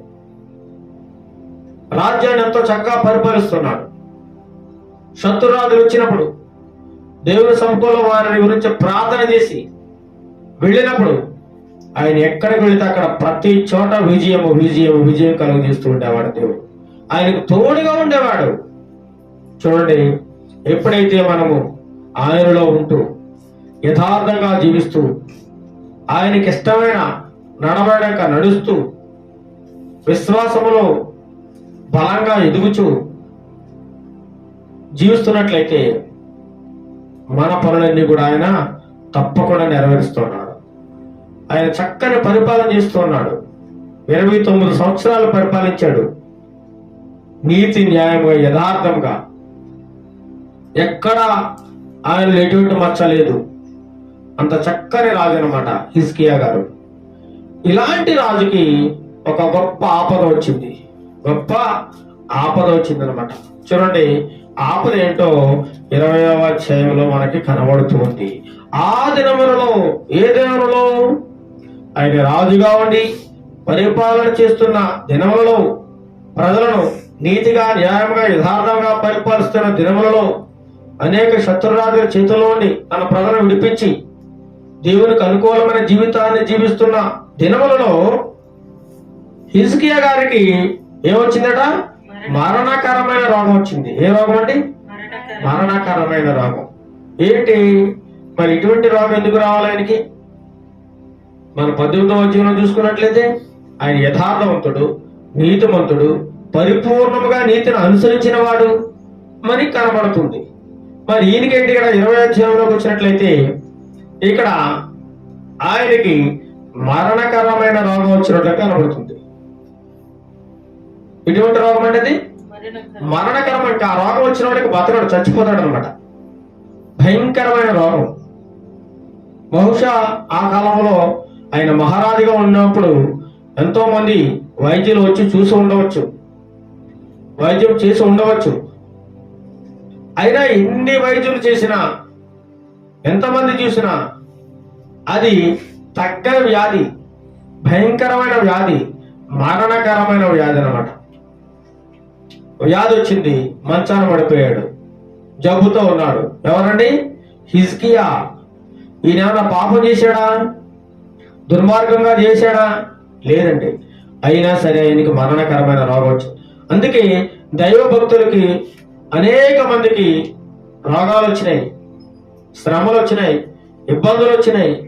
అనేక మంది పరిపూర్ణ దైవభక్తులు కూడా భయంకరమైన రోగాలతో చచ్చిపోయి ప్రభు దగ్గరికి వెళ్ళిపోయారు. అంటే దేవుని నమ్ముకున్న వాళ్ళకి రోగాలు రావా అంటే తప్పకుండా వస్తాయి. హిజ్కియా గారు ఆయనందు నమ్మకించిన వాడు, విశ్వాసములో గొప్ప వీరుడు, యథార్థవంతుడు, పరిపూర్ణంగా నీతిని అనుసరించేవాడు. అయినా సరే ఈయనకేమొచ్చిందండి? మరణకరమైన రోగం వస్తూ ఉంటుంది. అదే విధంగా ఎవరైతే నీతిగా యథార్థంగా బ్రతుకుతారో వారికి కూడా శ్రమలు తప్పకుండా వస్తాయండి, రోగాలు వస్తాయి. ఆ రోగాలు, శ్రమలు ఒక్కొక్కసారి దేవుడే అనుమతిస్తూ ఉంటాడు. ఎందుకు? నీవు ఇంకా విశ్వాసంలో బలపడడానికి, ఆత్మీయ జీవితంలో ఇంకా ఎదగడానికి దేవుడు నీకు కొన్ని సార్లు కొన్ని శ్రమలను, ఇబ్బందులను అనుమతిస్తూ ఉంటాడు. అది నీవు భరించలేనంతగా నీకైతే పంపిడు, కానీ నువ్వు ఎంతవరకు సహించగలవు, భరించగలవు అంతవరకు మాత్రమే నీకు అనుమతిస్తూ ఉంటాడు ఆ రోగానికి. ఇక్కడ కూడా హిజ్కియాకి ఇక సమయం అయిపోయింది. మరణకరమైన రోగం వచ్చేసి మంచాన పడిపోయాడు. మంచాన పడిపోయి అనేకమైన ఇబ్బందులతో సతమవుతూ రోజు రోజు కూడా అతని ఆరోగ్యము క్షీణించిపోతూ ఉంది. అతనికి ఒక పుండు కలిగింది, రాచపుండు. ఏం పుండు అనేది? ఒక కొరుకుడు పుండుగా ఉంటుంది. ఆ రోగం వచ్చిన ఆ పుండు ఏం చేస్తుందంటే మాంసాన్ని, ఎముకల్ని తినేసి రోజు రోజు కూడా కుళ్ళిపోయేలా చేసి చివరికి ఆ రోగం వచ్చిన ఏమైపోతాడండి? చనిపోతాడు. అటువంటి భయంకరమైన రోగం వచ్చింది. అలాగే ఈ లోకంలో అనేక మందికి ఒక గొప్ప రోగం ఉంది. ఏ రోగం అది? పాపం అనే రోగం. ప్రతి ఒక్కరికి ఒక పాపం అనే రోగం. ఈ రోగం ఏం చేస్తుందంటే మన ఆత్మ అనే శరీరాన్ని కూడా మొత్తం సర్వనాశనం చేసేసి, ఒక చీడ పురుగులా మన దేహాన్ని తొలిచేసి, మన ఆత్మని పాడు చేసి, భయంకరమైన దుర్మార్గమైన జీవితానికి మనకు బానిసం చేసి చివరికి ఎక్కడికి తీసుకెళ్ళిపోతుందట? నరకానికి తీసుకెళ్ళిపోతుంది. నరకానికి. ఇది పాపం అనే రోగం. మరి దీనికి మందు ఉందా అండి? పాపం అనే రోగానికి ఉంది మందు. ఈ పాపం అనే రోగానికి మందు యేసు ప్రభువారు. ఎవరంటే చెప్పండి? యేసు ప్రభువారు. ఈ పాప రోగాల నుండి నిన్ను విడిపించాలంటే, ఈ పాప రోగానికి సరైన మందు కావాలంటే అది యేసు ప్రభు వారి దగ్గరే ఉందండి. యేసు ప్రభు దగ్గరికే రావాలి. నువ్వు ఎన్ని కోట్లు పెట్టినా, ఎన్ని గుళ్ళు తిరిగినా, ఎన్ని గోపురాలు తిరిగినా, ఎన్ని పూజలు చేసినా ఈ పాపం అనే రోగం పోదు. పాపములు క్షమించు అధికారం ఎవరికుందండి? ఒక్క యేసు ప్రభు వారికి మాత్రమే ఉంది, యేసయ్యకి మాత్రమే ఉంది. దేవుని వాక్యం పాపులను వెదకి రక్షించడానికి మనుష్య కుమారుడు ఈ లోకానికి వచ్చాడు. ఆయన వచ్చిన ఉద్దేశం ఏంటంటే పాపులను వెదకి రక్షించడానికి. నీకు రక్షణ కావాలి, నీ పాప జీవితం నుండి నీవు విడుదల పొందాలి, ఈ శాపం నుండి నువ్వు తప్పించబడాలంటే తప్పకుండా నువ్వు ఎవరి దగ్గర రావాలి? యేసయ్య దగ్గరికే రావాలి, యేసయ్య దగ్గరికే రావాలి. ఈరోజు మనం చూసినట్లయితే హిజ్కియా గారికి మరణకరమైన రోగం వచ్చేసింది. దీనికి మందు లేదు, ఇంక చనిపోతాడన్న కొద్ది రోజుల్లో. అయితే ఆమోజు కుమారుడును ప్రవక్త అయిన యెషయా గారు ఉన్నారు ఆ రోజుల్లో. ఎవరు? యెషయా ప్రవక్త గారు. దేవుడు ఏర్పాటు చేసుకున్న గొప్ప దైవజనుడు, గొప్ప ప్రవక్తగా పిలువబడుచున్నాడు యెషయా ప్రవక్త. హిజ్కియా రోజుల్లో ఉన్నాడు ఆయన సజీవంగా. ఆమోజు కుమారుడైన యెషయా ప్రవక్త గారు ఆయన దేవునితో నిత్యం మాట్లాడుతూ ఉండేవాడు. ఎవరితో మాట్లాడాలైనా దేవుడు మొదటగా ప్రవక్తల ద్వారా వర్తమానం పంపిస్తూ ఉండేవాడు, ప్రవక్తలతో మాట్లాడుతూ ఉండేవాడు. ఆ యొక్క రాజు ఏ విధంగా ప్రవర్తించాలి, ఆ జనాంగం ఏ విధంగా నడవాలి అనేటువంటి అనేక విషయాల్ని దేవుడు ప్రవక్తల ద్వారా తెలియజేస్తూ ఉండేవాడు. అదే విధముగా ఇక్కడ కూడా మనం చూసినట్లయితే ఒక ప్రవక్త గారు, యెషయా ప్రవక్త గారి ద్వారా దేవుడు ఒక వర్తమానాన్ని పంపించాడండి. ఎవరి దగ్గరికి? హిజ్కియా గారి దగ్గరికి. ఆ యెషయా ప్రవక్త గారి ద్వారా దేవుడు ఏం మాట్లాడుతున్నాడంటే, అతని చూడండి, ఆమోజు కుమారుడును ప్రవక్తయునైన యెషయా అతని యొద్దకు వచ్చి, నీవు మరణమవుచున్నావు. ఏమని చెప్తున్నాడు చెప్పండి? హిజ్కియా గారి దగ్గరకు వచ్చి ఏం చెప్తున్నాడు? అప్పటికే ఆయన రోగంతో బాధపడుతూ ఉన్నాడు, మరణ పడకలో ఉన్నాడు, చాలా యాత్ర పడుతూ ఉన్నాడు. ఆ రోగంతో రాచపుడ్డు లాంటిది ఒకటి బయలుదేరింది, ఆయన శరీరాన్ని మొత్తం నాశనం చేస్తూ ఉంది. ఆ పుండి వచ్చినప్పుడు ఆ యొక్క ఎముకలు మాంసం కూడా మొత్తం తినేస్తూ ఉంటది. దినదినము క్షీణించిపోతూ ఉంటది ఆ శరీరము. అలాంటి రోగం వచ్చేసింది హిజ్కియా గారికి. అలాంటి పరిస్థితుల్లో ఆయన ఉన్నప్పుడు ఒక వర్తమానాన్ని తీసుకొచ్చాడు యెషయా భక్తుడు. యెషయా ప్రవక్త గారు వచ్చి ఆయన దగ్గరికి ఏమంటున్నాడంటే, అయ్యా హిజ్కియా, నీవు మరణమవుచున్నావు. చూడండి, ఇది శుభవార్త అశుభవార్త చెప్పండి. ఇది శుభవార్త కాదు, కాదు, కాదు. నువ్వు చచ్చిపోతున్నావు అంటే అది శుభవార్త అవుతుంది. నీకు ఒక ఆశీర్వాదం కలుగుతుంది, నీకు మేలు కలుగుతుంది అంటే ఒక శుభవార్త. చూడండి, నువ్వు చచ్చిపోతున్నావు అంటే బాధలో వ్యాధితో మంచం పడిన వాడి దగ్గరికి వచ్చి నువ్వు రేపు చచ్చిపోతావు అని మనం చెప్పినట్లయితే ఎలా ఉంటది? ఈ రోజే చచ్చిపోతాడు ఆ దెబ్బకి, ఆ మాటకి భయపడిపోయి. ఇక్కడైతే యెషయా ప్రవక్త హిజ్కియా దగ్గరికి వచ్చి, నీవు మరణమవుచున్నావు, బ్రతుకవు, నువ్వు బ్రతకవయ్యా హిజ్కియా, నీకు నీ టైం అయిపోయింది, దేవుడు నిన్ను రమ్మంటున్నాడు, దేవుడు నిన్ను పిలుచుకుంటున్నాడు, నువ్వు చనిపోతావు, నువ్వు బ్రతకవు. కాబట్టి నువ్వేం చేయాలట? నీ ఇల్లు చదవాలి, నీ ఇల్లు చక్క పెట్టుకొని యెహోవా సెలవిచ్చుచున్నాడని చెప్పగా. ఎవరు సెలవిస్తున్నారు? యెహోవా దేవుడు యెషయా గారి ద్వారా యెషయా గారితో మాట్లాడి, యెషయా నీవు వెళ్ళి హిజ్కియాకి ఈ విధంగా తెలియజేయి. ఏంటా మాటలు? హిజ్కియా, నువ్వు ఇంకా బ్రతకవు, మరణం అయిపోతున్నావు, చచ్చిపోతావు నువ్వు. కాబట్టి నీకు ఇంకా ఏమైనా పనులు ఉంటే ఆయన్ని ముగించేసుకో, నీ ఇల్లు చక్క పెట్టుకో. చూడండి, ఎవరికైనా ఇటువంటి ఆఫర్ ఉంటుందో చెప్పండి? నువ్వు కొద్ది రోజుల్లో చచ్చిపోతావు, నీ పనులన్నీ చక్క పెట్టేసుకో అని ఎవరన్నా ఎవరితో చెప్పగలరా? ఎవరు చెప్పలేరు. ఏ మనుషుడు ఎప్పుడు చనిపోతాడో అది దేవునికి మాత్రమే తెలుసు. అది దేవుని యొక్క ఆధీనంలో ఉంది. ఎవరైనా చనిపోవాలైనా ఒక వ్యక్తి బ్రతకాలన్నా ఆయన సెలవు కావాలి. ఈ ఆత్మ అనేది దేవుడు పెట్టిన ఆత్మ. ఇది తీసుకోవాలంటే దేవునికి మాత్రం అధికారం ఉంది. ఈ ఆత్మ తీసుకునే అధికారం ఇంకెవరికి లేదు. కాబట్టి యెషయా ప్రవక్త ద్వారా దేవుడు సెలవిస్తున్నాడు, హిజ్కియా నువ్వు మరణం వచ్చినావు, బ్రతుకో గనక నీ ఇల్లు చక్కబెట్టుకో. నీ ఏమన్నా పనులు ఉన్నాయా? అన్ని సంపూర్తి చేసుకో, ఇంకా నీ సమయం అయిపోయింది, రెడీగా ఉండు, సిద్ధంగా ఉండు అని చెప్పేసి దేవుడు యెషయా ప్రవక్త ద్వారా సెలవు ఇచ్చేసాడు అనమాట. ఎలా ఉంటుంది, ఎంత వేదన, ఎంత బాధ ఉంటుంది చూడండి. అంతవరకు నీతిగా యథార్థంగా ఎటువంటి పాపము చేయకుండా యథార్థమైన జీవితాన్ని జీవిస్తూ నీతిపరుడుగా నీతిగా పరిపాలన చేసిన వ్యక్తిగా ఉన్నాడు మనకి.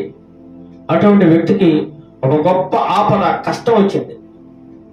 ప్రతి ఒక్కరికి కూడా ప్రతి ఒక్కరి జీవితంలో కష్టాలు వస్తాయి, నష్టాలు వస్తాయి, రోగాలు వస్తాయి. ఆ వాటిని కొన్నిసార్లు దేవుడే అనుమతిస్తూ ఉంటాడు. ఆ కష్టాలలో, బాధలలో, శ్రమల్లో, ఇరుకుల్లో, ఇబ్బందుల్లో మరింత ఎక్కువగా మనం ఏం చేయాలండి? ప్రభువుని ఆరాధించాలి, ప్రభువుకి దగ్గర కావాలన్నమాట. అటువంటి ఉద్దేశంతో కొన్నిసార్లు దేవుడు అనుమతిస్తూ ఉంటాడు అనమాట. అదే విధముగా హిజ్కియా గారికి దేవుడు యెషయా ప్రవక్త ద్వారా నువ్వు చనిపోతున్నావు, ఇక బ్రతకవు, నీ ఇల్లు చక్క పెట్టుకోమని చెప్పినప్పుడు హిజ్కియా మాట్లాడుచున్నాడు. హిజ్కియా అప్పుడు ఏం చేస్తున్నాడంటే, అతడు తన ముఖము గోడ తట్టు తిప్పుకొని, చూడండి ఎంత వేదన, అప్పటికే ఆయన చాలా బాధ అనుభవిస్తూ ఉన్నాడు. మరణకరమైన రోగంతో ఎంతో నరకేత అనుభవిస్తున్న సమయంలో చూడండి, కురుకు నక్క మీద ఏం పడదట? తాటికాయ పడ్డట్టు అని ఉంటారు. అప్పటికే నక్క కురుకుతూ ఉంది, అలాంటి దాని మీద ఏం పడదు? ఇప్పుడు తాటికాయ పడ్డది. ఇంకేముంటుందా? నక్క చచ్చిపోతూ ఉంటుందా? బ్రతుకుతుందా? అదే విధముగా హిజ్కియా పరిస్థితి తయారైంది. అప్పటికే ఆయన మరణకరమైన రోగంతో బాధపడుతున్నప్పుడు యెషయా ప్రవక్త వచ్చి, నువ్వు చనిపోతున్నావు, మరణం అయిపోతున్నావు, ఇంక నీ ఇల్లు చక్కబెట్టుకో, నీ సమయం అయిపోయింది, దేవుడు నేను పిలుస్తున్నాడు అని చెప్పినప్పుడు ఇంకా ఆవేదనతో, బాధతో హిజ్కియా తన ఇంటిలో తన ముఖాన్ని గోడతోటి తిప్పుకొని విలపిస్తూ దీనముగా దేవునికి మొరపెడుతూ ఉన్నాడు. చూడండి, అవి చూడండి 3వ వచనంలో యెహోవా ఏమన్నాడు? దేవుడిని పిలుస్తూ ఉన్నాడు. రహస్యమందు చూస్తున్న తన తండ్రికి మొరపెడుతూ ఉన్నాడు. యెహోవా యథార్థవంతుడనై సత్యముతో నీ సన్నిధిని నేనెట్లు నడుచుకుంటును, నీ దృష్టికి నీ దృష్టికి అనుకూలముగా సమస్తమును నేనెట్లు జరిగించుతును, కృపతో జ్ఞాపకం చేసుకొని హిజ్కియా కన్నీళ్లు విడుచుచు యెహోవాను ప్రార్థించెను. చూడండి ఎంత గొప్ప ప్రార్థన, ఎంత గొప్ప ప్రార్థన, ఎంత గొప్ప ప్రార్థన. యెహోవా, ప్రభువా, నా దేవా, యథార్థ హృదయుడని, ఎటువంటి వాడండి? యథార్థ హృదయుడు హిజ్కియా, సత్యవంతుడు, నీతి గలవాడు. మన 18వ వచనం చదువుకున్న మొదట్లోనే ఆయన యొక్క చరిత్ర. నీతి గలవాడు, యెహోవాను ఆనుకున్నవాడు, విశ్వాసములో బలమైన వాడు, నీతి కార్యములు జరిగించినవాడు, దేవతా విగ్రహములు పడగొట్టినవాడు, అసహ్య కార్యములన్నిటినీ తొలగించినవాడు. అలాంటి గొప్ప వ్యక్తి ఆపదలో ఉన్నాడు, మరణకరమైన రోగములో ఉన్నాడు. దేవుడు కూడా యెషయా ప్రవక్త ద్వారా నువ్వు మరణము వచ్చినావు, ఇక బ్రతకవు, నీళ్లు చక్కబెట్టుకొని వార్త తెలిసినప్పుడు, ఈ వార్త చెప్పేసి యెషయా ప్రవక్త గారు తిరిగి వెళ్ళిపోతూ ఉన్నారు. ఆయన వెళ్ళిన తర్వాత హిజ్కియా తన ఇంటిలో గోడతోటి తన ముఖము తిప్పుకొని ఏడుస్తూ విలపిస్తూ ప్రభువుకు మొరపెడుతూ ఉన్నాడు. యెహోవా, యెహోవా యథార్థ హృదయుడనై సత్యముతో నేనిట్లు నడుచుకుంటానో నీకు తెలుసు కదా ప్రభువా, నేను ఎంత యథార్థవంతుడునో, నీ ముందు ఎంత సత్యంగా జీవించానో, ఎంత నీతి కలిగి జీవించానో నీకు తెలుసు కదా ప్రభువా. ఇంకేమంటున్నాడు? నీ నీ దృష్టికి అనుకూలముగా సమస్తమును నేనెట్లు జరిగించుతును.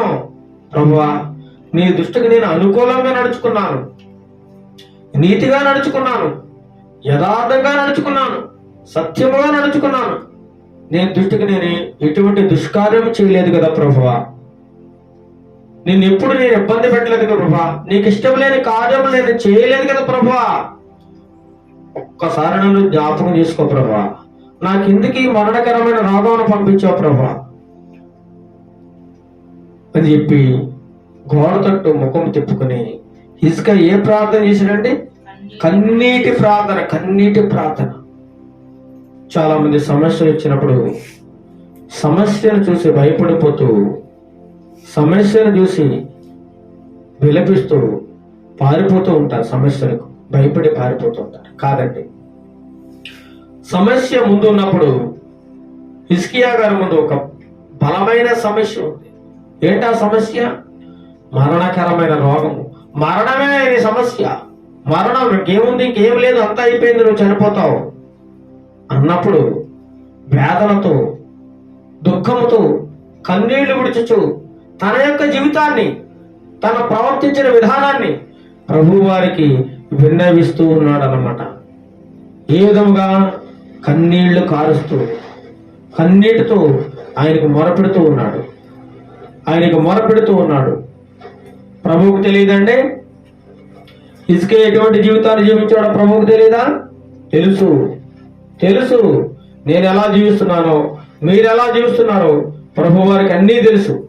సమస్తమును పరిశోధించి దేవుడు ఆయనకి ఏమి మరుగై ఉండలేదండి.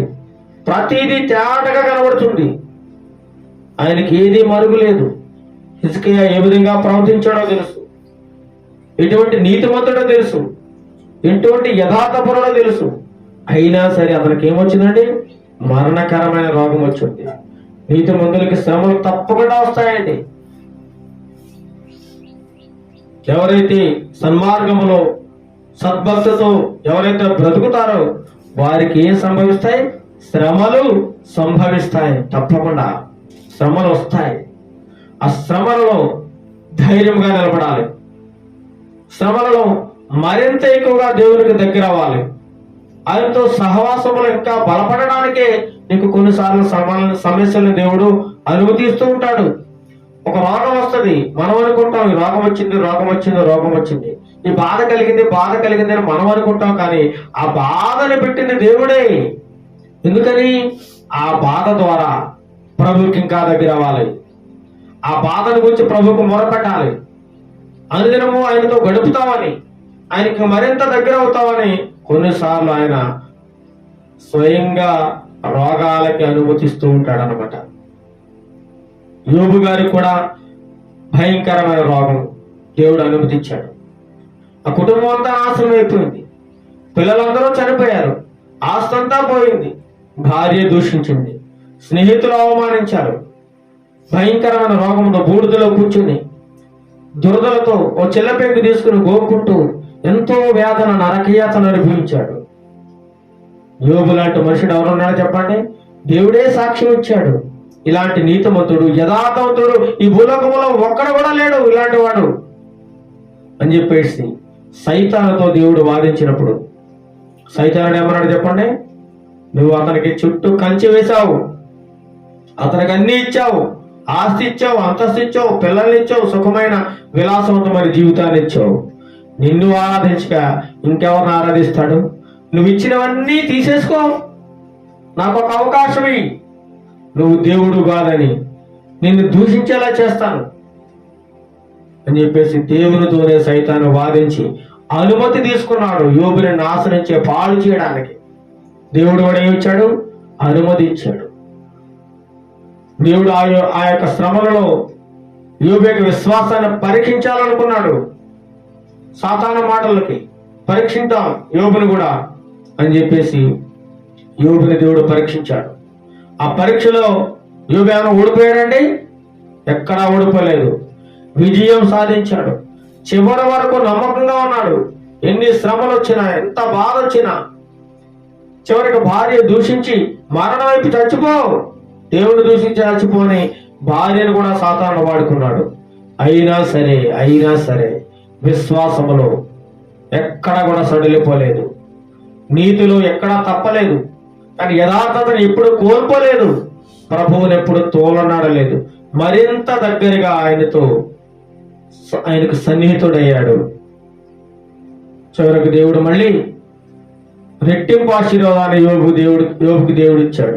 రెట్టింపు ఆశీర్వాదం పోయిన దానికంటే కూడా గొప్ప దీవులతో నింపాడు ఆయన్ని. అదే విధముగా దేవుడు కొన్నిసార్లు మన విశ్వాసాన్ని పరీక్షిస్తూ ఉంటాడు. ఇక్కడ చూసినట్లయితే హిజ్కియా గారిని కూడా దేవుడు పరీక్షిస్తూ ఉన్నాడు. హిజ్కియాకి ఒక రోగాన్ని పంపించింది కూడా దేవుడే, మరణకరమైన రోగం వచ్చినప్పుడు హిజ్కియా ఏ విధంగా ఉంటది, ఏ విధంగా మాట్లాడతాడు, ఏ విధంగా స్పందిస్తాడు, ఏ విధంగా ఉంటది ఆయన ప్రవర్తన. ఈ మరణకరమైన పరిస్థితుల్లో కూడా నా దగ్గరికి వస్తాడా, యథార్థంగా ఉంటాడా, యథార్థంగా మాట్లాడతాడా లేదా, ఆయన పరీక్షించాలనుకున్నాడు. యెషయా ప్రవక్తను పంపించాడు, నువ్వు మరణమవుతున్నావు, ఇక బ్రతకవు, చనిపోతావు, నీ ఇల్లు చక్కబెట్టుకో, అయిపోయింది నీ పని అని చెప్పినప్పుడు ప్రభు దగ్గరికి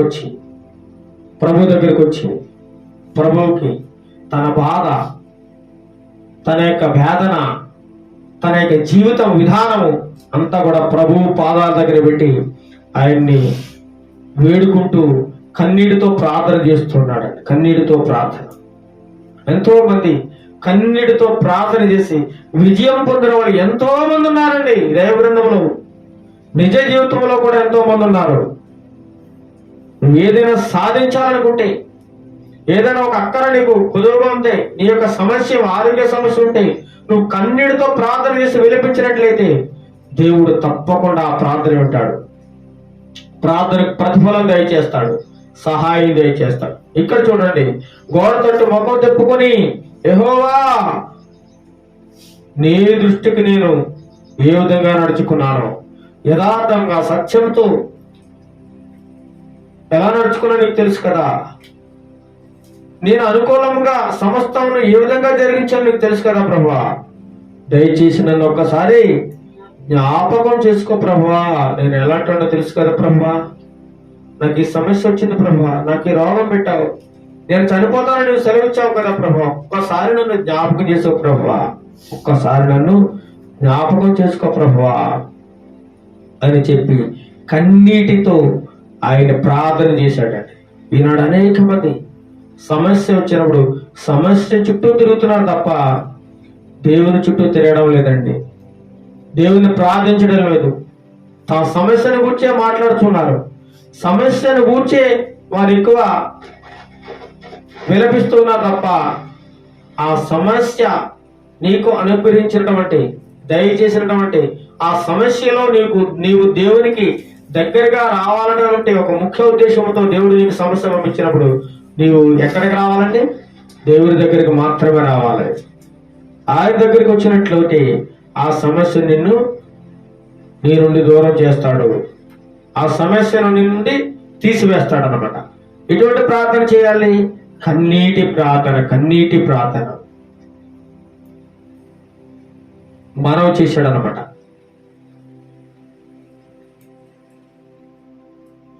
అప్పుడు దేవుడు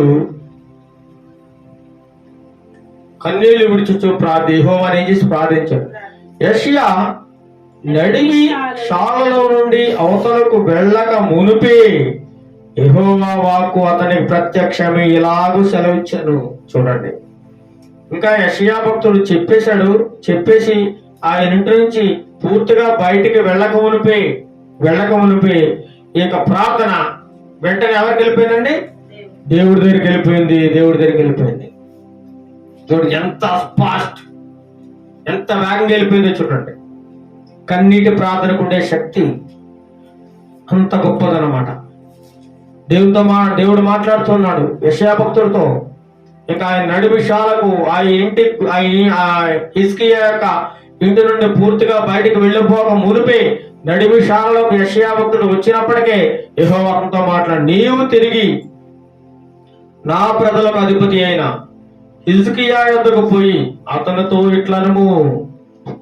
చూడండి ఎంత వేగంగా సమాధానం ఇచ్చినాడు దేవుడు.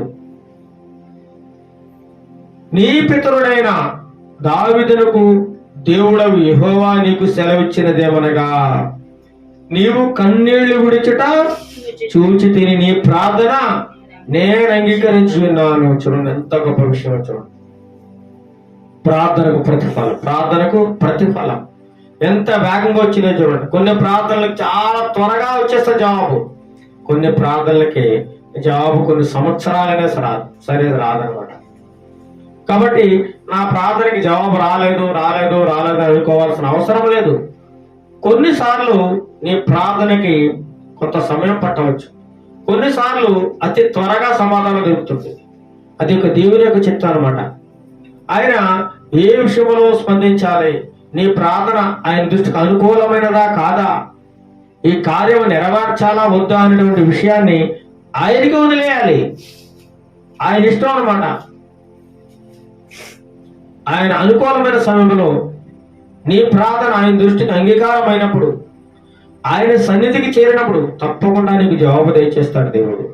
హిజ్కియా ప్రార్థన ఏం చేశాడంటే, యెషయా భక్తుడు ఆ నడిమిషాల నుండి బయటికి వెళ్ళక మునిపే హిజ్కియా ప్రార్థన దేవుని దగ్గరికి వెళ్ళిపోయింది. ఆయన మరో దేవుని దగ్గరికి వెళ్ళిపోయింది. ఆయన కన్నీళ్లు దేవుడు చూశాడు. వెంటనే సమాధానం కూడా వచ్చేస్తూ ఉంది. నీవు తిరిగి నా ప్రజలకు అధిపతి హిజ్కియాకు వెళ్ళిపో. యెషయా అయితే ఇలా చెప్పు, నువ్వు నీ పితరుడైన దావీదునకు దేవుడవు యెహోవా నీకు సెలవిచ్చినదేమనగా, నీవు కన్నీళ్లు విడిచుట నేను చూచితని. చూస్తున్నారా నా ప్రియ బిడ్డలారా? మీరు కన్నీటి ప్రార్థన చేస్తున్నారా? మీ కన్నీరును దేవుడు చూస్తూ ఉన్నాడా? నీ కన్నీటి ప్రార్థన దేవుని సన్నిధికి తప్పకుండా చేరుతుంది. కన్నీటితో ప్రార్థించాలి. నీ ప్రార్థన నేను అంగీకరించినాను, నేను నిన్ను బాగు చేసేదను. చూడండి ఏమన్నాడు, గొప్ప మాట. హల్లెలూయా చెప్పండి, హల్లెలూయా. ప్రార్థనకు జవాబు వచ్చిందండి. నేను నిన్ను బాగు చేసేదను, నువ్వు కన్నీళ్లు విడిచి నేను చూచితిని, నీ ప్రార్థన నేను అంగీకరించి ఉన్నాను, నేను నిన్ను బాగు చేసేదను. 3వ దినమున నీవు యెహోవా మందిరమునకు ఎక్కిపోదువు. ఆమేన్. ఎంత గొప్ప మాట చూడండి. 3వ రోజు నేను యెహోవా సన్నిధానికి నువ్వు వెళతావు, దేవుని మందిరానికి నువ్వు ఎక్కి వెళతావు, నువ్వు ఆరోగ్యవంతుడు అవుతావు అని దేవుడు వెంటనే వాగ్దానం ఇచ్చాడు. చూడండి ఎంత గొప్ప ప్రార్థన హిజ్కియా ప్రార్థన.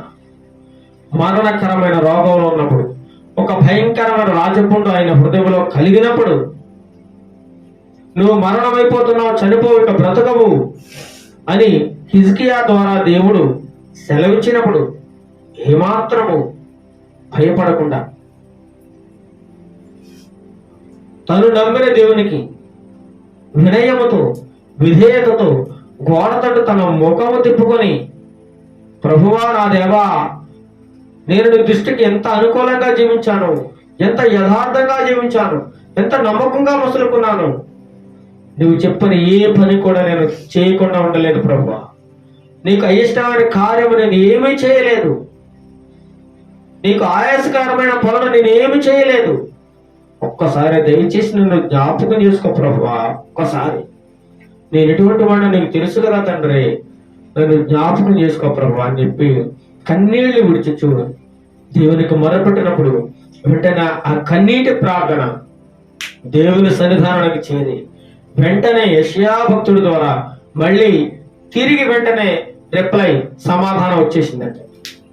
నీవు కన్నీళ్లు విడిచి నేను చూచితని, నీ కన్నీటి ప్రార్థన నేను అంగీకరించి ఉన్నాను, నిన్ను నేను బాగు చేస్తాను అని దేవుడు ఒక గొప్ప ఆదరణ ఇచ్చాడు. దేవుడు చూడండి, మరణానికి సమీపంగా వెళ్ళిపోయే వ్యక్తిని కూడా దేవుడు కాపాడుతున్నాడు. అంటే ఈరోజు మన వాక్యదానం ఆయుష్కాలాన్ని పెంచే దేవుడు మన దేవుడు. ఎటువంటి దేవుడు చెప్పండి? ఆయుష్కాలాన్ని పెంచే దేవుడు. చనిపోతావు అని చెప్పేసిన తర్వాత కూడా మళ్ళీ ఆయుష్నిచ్చాడు. ఎన్ని సంవత్సరాలు చూద్దామండి, చదవండి. ఇంకా 15 సంవత్సరములు ఆయుష్కాలం నీకు ఇచ్చేదను. ఎన్ని సంవత్సరాలట? అబ్బా, ఎంత గొప్ప ప్రార్థన చెప్పండి. హిజ్కియా ప్రార్థన. ఇంకా 15 సంవత్సరాలు ఆయుషిస్తున్నాడు. 15 సంవత్సరాలు ఒక కన్నీటి ప్రార్థనకి ఎన్ని సంవత్సరాలు ఆయుష్ ఇచ్చాడు దేవుడు?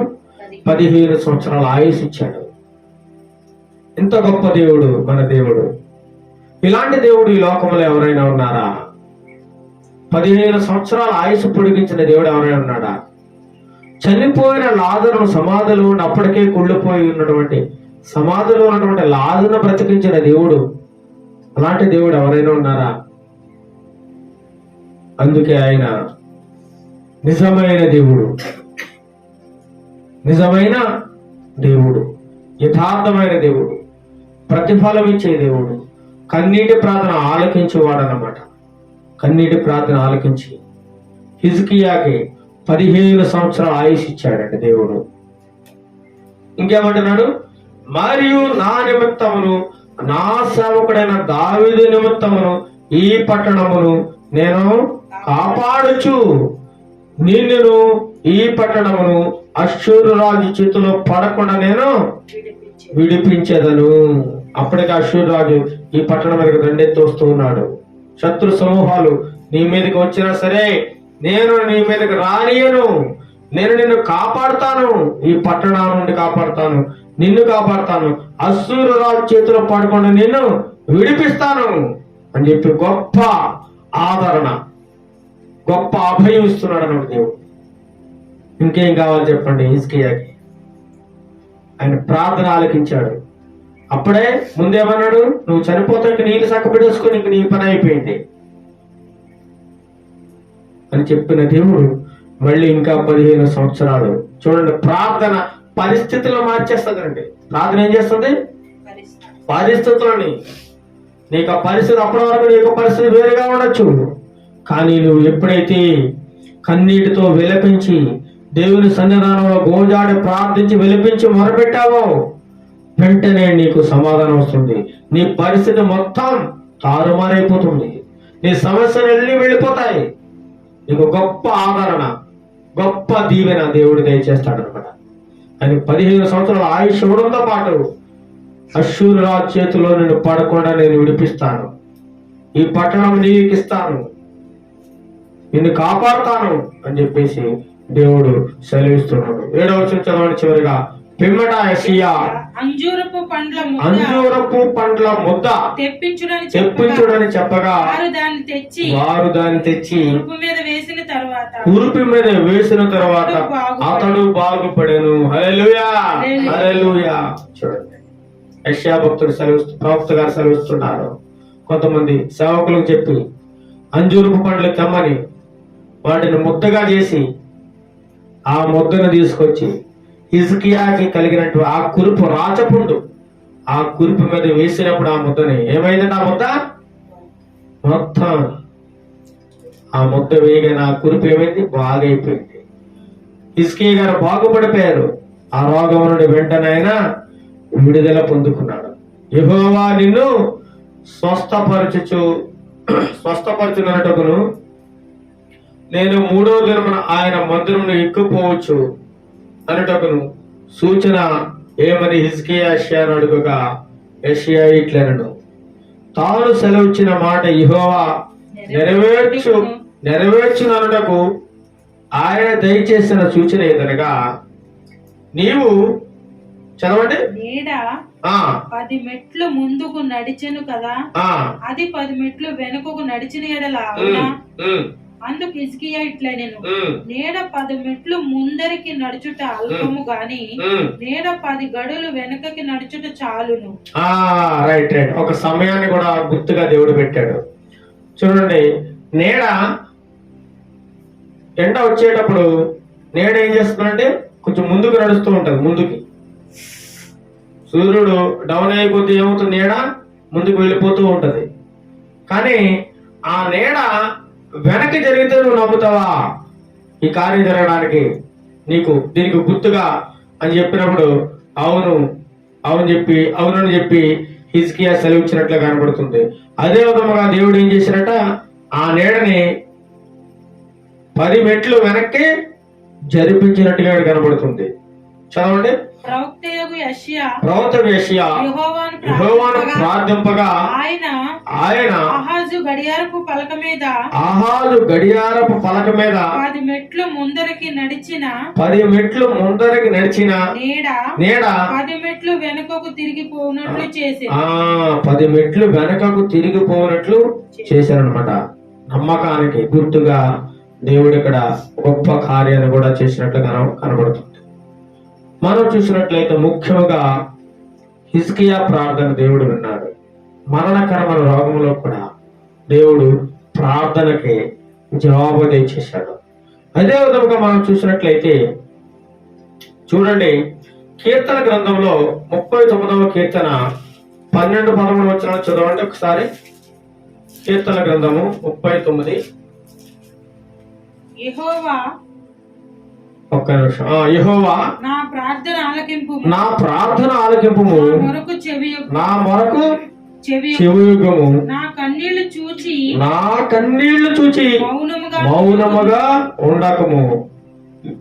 నీ దృష్టికి నేను అతిథి వంటి వాడను ప్రభువుతో సెలవిస్తున్నాడు దావీదు భక్తుడు. ప్రభువా నా ప్రార్థన ఆలకించు, నా మొరకు చెవియొగ్గు, నా కన్నీళ్లు చూచి మౌనముగా ఉండకము. చూడండి, దావీదు భక్తుడు కూడా కన్నీటి ప్రార్థన, అనేక మార్లు కన్నీటి ప్రార్థన ఆయన్ని కదిలిస్తుందన్నమాట. ఆయన్ని కదిలించి వేసింది దేవుని కన్నీటి ప్రార్థన అనేక మార్లు. నీ దృష్టికి నేను అతిథి వంటి వాడును. అతిథి అంటే ఎవరు? బంధువు. ఎవరండి? చూడండి, దావీదు తనను దేవునికి ఒక బంధువుగా చెప్పుకుంటున్నాడు. నేను నీ బంధువుని ప్రభువా, నేను నీకు అతిథి వంటి వాడని, నా కన్నీళ్లు చూచి మౌనంగా ఉండకు, నీ దృష్టికి నేను అతిథి వంటి వాడు, నా ప్రార్థన ఆలకించు ప్రభువా అంటారు. అదే విధముగా చూడండి 1 సమూయేలు 9:16 చూడండి. 1 సమూయేలు 9:16 ముగించుకుందాం.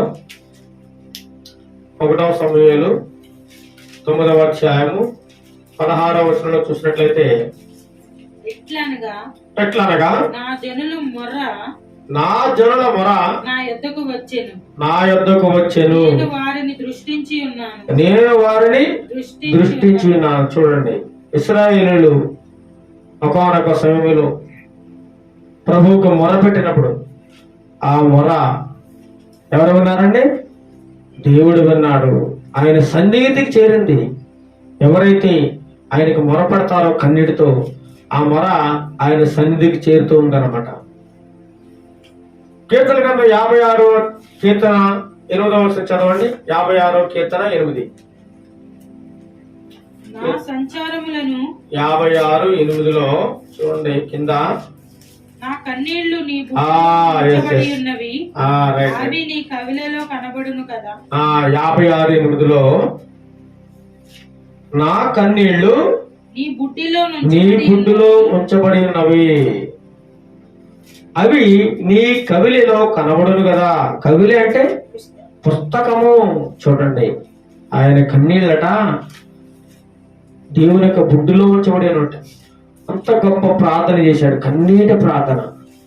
ఆయన ఒకనొక సమయంలో భయంకరమైన పాపం చేసినప్పుడు కూడా ఆయన అంటాడు, నా కన్నీళ్లతో నా పరుపు తేలిపోతుంది అంటాడు దావీదు భక్తుడు. అటువంటి ప్రార్థన చేశాడు. సహజంగా మనుషులు తప్పు చేస్తూ ఉంటారు, పాపం చేస్తూ ఉంటారు, పొరపాట్లు చేస్తుంటారు.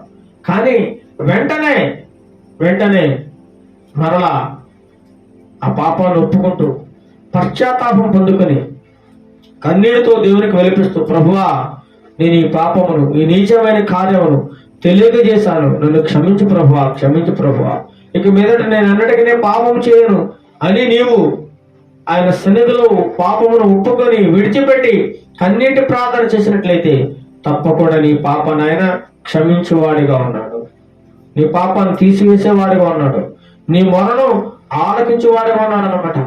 దేవుడు కన్నీటి ప్రార్థన తప్పకుండా వింటాడు. ఆ ప్రార్థనకు తప్పకుండా సమాధానం తప్పకుండా దొరుకుతుంది అనమాట. అనేక వారులు కన్నీటి ప్రార్థనతో అనేక మంది విజయాన్ని పొందుకున్నారు. హిజ్కియా ఏం చేశాడు? కన్నీటి ప్రార్థనతో ఆయుష్ను పెంచుకున్నాడు.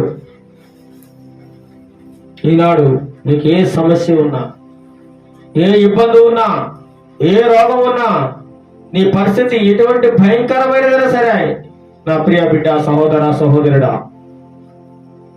నువ్వు దేవుని దగ్గరికి వచ్చి దేవుని సన్నిధానములో నీ పాపములు ఒప్పుకొని మారు మనసు పొంది నీ జీవితాన్ని ఆయనకు సమర్పించుకొని కన్నీటితో మొరపెట్టినట్లయితే ఆయన నీ మొర తప్పకుండా వింటాడు, ప్రతిఫలం దయచేస్తాడు. నీ వ్యాధి, బాధ, శాప, రోగ బాధల నుండి దేవుడు తప్పకుండా నేను విడిపించడానికి సమర్థుడిగా ఉన్నాడు అనమాట. కాబట్టి ప్రార్థన ఏం చేస్తుందండి? పరిస్థితులను మారుస్తుంది. ప్రార్థన పరిస్థితులను తారుమారు చేస్తుంది అనమాట. అటువంటి ప్రార్థన నీవు నేను కలిగి ఉండాలని దేవుడి ఉదయకాల సమయంలో హిజ్కియాని మన ముందు పెట్టాడు. హిజ్కియా చేసిన ప్రార్థన దేవుని సన్నిధికి చేరింది. మరి నువ్వు చేసిన ప్రార్థన దేవుని సన్నిధికి చేరుతుందా? ఒక్కసారి నేను నువ్వు పరీక్షించుకో నా ప్రియ సహోదరి సహోదరుడా. హిజ్కియా లాంటి మనస్సు దేవుడు నీకు దయచేయాలని ఈ ఉదయకాల సమయంలో దేవునికి మొరపెడుతున్నా. ఎప్పుడైతే హిజ్కియా కన్నీళ్లు కారుస్తూ దేవునికి మొరపెట్టాడో వెంటనే సమాధానం దొరికింది. ప్రతిఫలం దేవుడు ఇచ్చాడు. కన్నీటి ప్రార్థన విన్నాడు. 15 సంవత్సరాల ఆయుష్ను దయచేశాడు దేవుడు. వెంటనే సమాధానం దొరికింది. కన్నీటి ప్రార్థన కదిలించి వేస్తుంది, పరిస్థితులు మార్చి వేస్తుంది. ఎటువంటి భయంకర పరిస్థితులు సరే అదరకుండా బెదరకుండా దేవుని దగ్గరికి వచ్చి కన్నీళ్లు కారుస్తూ మొరపెట్టినట్లయితే తప్పకుండా సమాధానం దొరుకుతుందని దేవుడు ఉదయకాల సమయంలో మనందరికీ తెలియజేస్తూ ఉన్నాడు.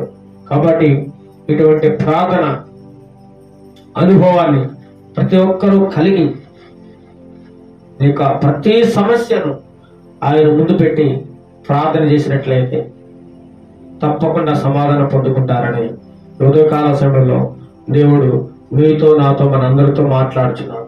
ఈ వాక్యంలో ఉన్న ప్రతి ఒక్కరూ కదిలించబడి మీ సమస్యలు ఎంత పెద్దదైనా సరే ప్రభు ముందు పెడతారని, ప్రభు దగ్గరికి వచ్చి కన్నీటి ప్రార్థన చేస్తారని ఈ ఉదయకాల సమయంలో మరొకసారి దేవుడు మనందరికీ తెలియజేస్తూ ఉన్నాడు. ఈ వాక్యమును దీవించి ఆశీర్వదించును గాక. ఆమేన్. ప్రార్థన చేసుకుందాం. మహాపరిశుద్ధుడైన మా ప్రియ పరలోక తండ్రి, ఈ యొక్క పరిశుద్ధమైన నామానికి స్తుతులు స్తోత్రాలు చెల్లిస్తున్నాం ప్రభా. ఇంతవరకు తండ్రి ప్రభా, కన్నీటి ప్రార్థన, విలువైన ప్రార్థన వలన కలుగు ప్రయోజనం గురించి మాకు తెలియజేశారు తండ్రి ప్రభా. హిజ్కియా తండ్రి ప్రభా, నేను ఎటువంటి యథార్థత గలవాడనో, ఏ విధమైన నీతిని అనుసరించి జీవిస్తున్నానో, నా క్రియలు ఎలాంటివో, నీకు ఎంత అనుకూలంగా నేను జీవించానో ప్రభా అని చెప్పి నీకు కన్నీటితో మొరపెట్టినాడు ప్రభా. మీరు విన్నారు తండ్రి ప్రభా. అదే విధముగా మా ప్రార్థన కూడా మీరు వినండి. మా సమస్యల్లో, మా ఇబ్బందులలో, మా ఇరుకులలో, మా యొక్క బాధలలో, రోగములలో మీకు మొరపెట్టినాడు సమాధానం తప్పకుండా దయచేస్తారు తండ్రి ప్రభా. ప్రార్థనకు ప్రతిఫలం ఇచ్చి దేవుడు తండ్రి ప్రభా. ప్రార్థన అనగా నీతో మాట్లాడడం తండ్రి ప్రభా. ఈ లోకానుసారంగా తండ్రి ప్రభా మేము అనేక మంది అధికారులకు ప్రార్థిస్తూ ఉంటాం మా సమస్యను, లేదంటే ఇరుగు పొరుగు వారికి చెప్పుకుంటూ ఉంటాం ప్రభా, బంధువులకు చెప్పుకుంటూ ఉంటాం మా సమస్యలు. కానీ అది కాదు ప్రభా. ఎవరైతే సమస్యలతో సతమతమవుతూ ఉన్నారో వారందరూ నీ దగ్గరికి వచ్చి నీకు కన్నీటి ప్రార్థన చేసినట్లయితే ఆ యొక్క కన్నీటి ప్రార్థన నీ సన్నిధికి చేరుతుంది ప్రభా. ఆ ప్రార్థనకు ఎంతో విలువైన ప్రార్థన, దానికి వెంటనే సమాధానము దొరుకుతుందని నీ వాక్యానుసారంగా మాకు తెలియజేసే విధానం బట్టి మీకు వేలాది స్తోత్రాలు చెల్లిస్తున్న ప్రభా. ఈ లోకంలో అనేక మంది ఇంకా తండ్రి ప్రభా నీకు దూరంగా జీవిస్తూ లోకములో తండ్రి ప్రభా రంగురంగుల లోకములో విహరిస్తూ ఇదే జీవితం అనుకుంటూ పాపంలో తండ్రి ప్రభా మగ్గిపోతూ అనేక మంది వారి ఇష్టానుసారమైన జీవితాన్ని జీవిస్తూ నీ యందు భయభక్తులు లేక వారు కోరుకున్న జీవితాన్ని జీవిస్తూ పతనమైపోతూ నాశనమైపోతున్నారు తండ్రి ప్రభా. వారి కోసం ప్రార్థన చేస్తున్నాం నాయన. దర్శించండి, మారు మనసు కలుగు చేయండి, వారిని రక్షించండి ప్రభా. ఈ వాక్యం వచ్చిన ప్రతి ఒక్క బిడ్డలో ఒక గొప్ప నూతన కార్యమును, మారు మనసును దయచేయండి ప్రభా, రక్షణను దయచేయండి ప్రభా. కన్నీటి ప్రార్థన వారికి నేర్పించండి ప్రభా. సమస్య వచ్చినప్పుడు కృంగిపోతే నువ్వు చేతకాని వాడవు అని వాక్యం సెలవుతుంది ప్రభా. హిజ్కియాకి సమస్య వచ్చినప్పుడు, మరణకరమైన రోగం వచ్చినప్పుడు చేతకాని వాడలా కూర్చోలేదండి ప్రభా. నీకు మొరపెట్టాడు, కన్నీటితో విలపించాడు, ఆ సమస్యను నీకు చెప్పుకున్నాడు తండ్రి ప్రభా.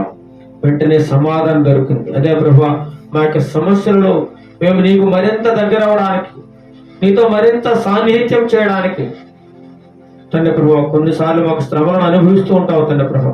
ఆ శ్రమలలో మేము కృంగిపోకుండా మరింత ఎక్కువ బలము తెచ్చుకొని, ధైర్యం తెచ్చుకొని నీకు మొరపెట్టే బిడ్డలుగా మమ్మల్ని అందరినీ తీర్చిదిద్దండి ప్రభా. మా బంధువులందరినీ జ్ఞాపకం చేసుకోండి ప్రభా. వారికి ఉన్నటువంటి సమస్యల్లో నుండి వారిని విడుదల దయచేయండి. ఎటువంటి అనారోగ్యంలో ఉన్నారు, ఎటువంటి బాధలు, ఇరుకులు, ఇబ్బందుల్లో ఉన్నారు, ప్రతి ఒక్కరిని జ్ఞాపకం చేసుకోండి ప్రభా. హిజ్కియాని జ్ఞాపకం చేసుకున్నట్టుగా ప్రతి ఒక్కరిని జ్ఞాపకం చేసుకోండి ప్రభా. లోకంలో ఉన్న ప్రతి ఒక్కరిని దీవించి ఆశీర్వదించండి. ఎంతమంది అయితే నిన్ను ఆరాధిస్తున్నారు, ఎంతమంది అయితే నీ సన్నిధిలో ఈ రోజున గడుపుతున్నారు, వారందరినీ దీవించి ఆశీర్వదించండి. నీ దయగల ప్రతి ఒక్క కుటుంబం మీద, వారి బిడ్డల మీద ఉంచండి. మెండైన ఆశీర్వాదం దయచేయండి, కృపాక్షేమములు దయచేయండి ప్రభా. దీవించి ఆశీర్వదించండి. రాబో కాలంలో ఈ యొక్క పరిచర్యను విస్తరించండి ప్రభా. అనేక మందికి ఈ యొక్క రక్షణ సువార్త ప్రవాహంలా వెళ్ళడానికి నువ్వు కృప చూపించండి. ఈ వాక్యంలో అనేక మంది బలపడడానికి, మారు మనసు పొందడానికి, రక్షణ భూలో రావడానికి నీ కృపా సహాయం బిడ్డగా దయచేసి దీవించి ఆశీర్వదించమని. వివాహములు జరుగుతున్న బిడ్డలందరూ దీవించండి, ఆశీర్వదించండి. వారికి సరైన భాగస్వాములను దయచేయండి. నీ చిత్తములో వారిని నడిపించండి. చక్కటి వివాహ బంధాన్ని కట్టండి ప్రభా దేవానైనా. దీవించి ఆశీర్వదించండి. అన్యోన్య దాంపత్యం కలుగు చేయండి ప్రభా. మంచి బహుమానములు దయచేయండి ప్రభా దేవానైనా. వైవాహిక జీవితంలో ఎటువంటి సాతానుడు శోధనలు రాకుండా కాపాడండి ప్రభా దేవానైనా. నేను దయగల హస్తం ఆ బిడ్డల చుట్టూ ఉంచండి. నీ చిత్తం నెరవేర్చండి ప్రభా దేవానైనా. అదేవిధంగా దీని దాసుడను, నన్ను, నా యొక్క భార్యను, నా పిల్లలను జ్ఞాపకం చేసుకోండి. దీవించి ఆశీర్వదించండి. నీ కృప చేత మమ్మల్ని భద్రపరచండి. మా యొక్క ప్రార్థన మీరు అంగీకరించండి. నీకు ఆ దీవెనలు, ఆశీర్వాదంతో మమ్మల్ని నింపండి ప్రభా దేవానైనా. సాతాను అంధకార దురాత్మ శక్తుల నుండి మాకు విడుదల దయచండి ప్రభా. నీ సన్నిధి చుట్టూ నీ దేవదూతలను కావలి ఉంచండి ప్రభా. నీ సహాయం దయచేసి దీవించి ఆశీర్వదించమని, ప్రతి ఒక్కరిని దీవించమని, ప్రతి ఒక్కరికి తోడుగా నీడగా ఉండమని మా ప్రభు అయిన యేసుక్రీస్తు నామములో అడిగి ప్రార్థన చేస్తున్నాం తండ్రి. ఆమేన్, ఆమేన్. పరలోక ప్రార్థన. పరలోకమందున మా తండ్రి, నీ నామం పరిశుద్ధపడును గాక, నీ రాజ్యం వచ్చును గాక, నీ చిత్తం పరలోకమందు నెరవేర్చినట్లు భూమి మీద నెరవేరును గాక. మాకు కావలసిన అనుదినాహారం నేడు మాకు దయచేయము. మా రుణస్తులను మేము క్షమించిన ప్రకారము మా రుణములను క్షమించము. శోధనలో నుండి తేక కీళ్ల నుండి తప్పించము. ఎందుకంటే రాజ్యము, బలము, మహిమయు నిరంతరము నీవైనావు తండ్రి. ఆమేన్, ఆమేన్. ఆశీర్వాదం. మన తండ్రి దేవుని ప్రేమయు, మన ప్రభువైన యేసుక్రీస్తు కృపయు, పరిశుద్ధాత్మ దేవుని యొక్క అన్యోన్య సహవాసము ఇప్పుడును ఎల్లప్పుడును సదాకాలము భూప్రజలందరికీ మాకును తండ్రి ప్రభా సంఘములన్నిటికీ సదాకాలము తోడేయుడు నడిపించును గాక. ఆమేన్, ఆమేన్, ఆమేన్. అందరికీ వందనములు. ప్రభువు మిమ్మల్ని అందరినీ దీవించి ఆశీర్వదించును గాక. ఆమేన్.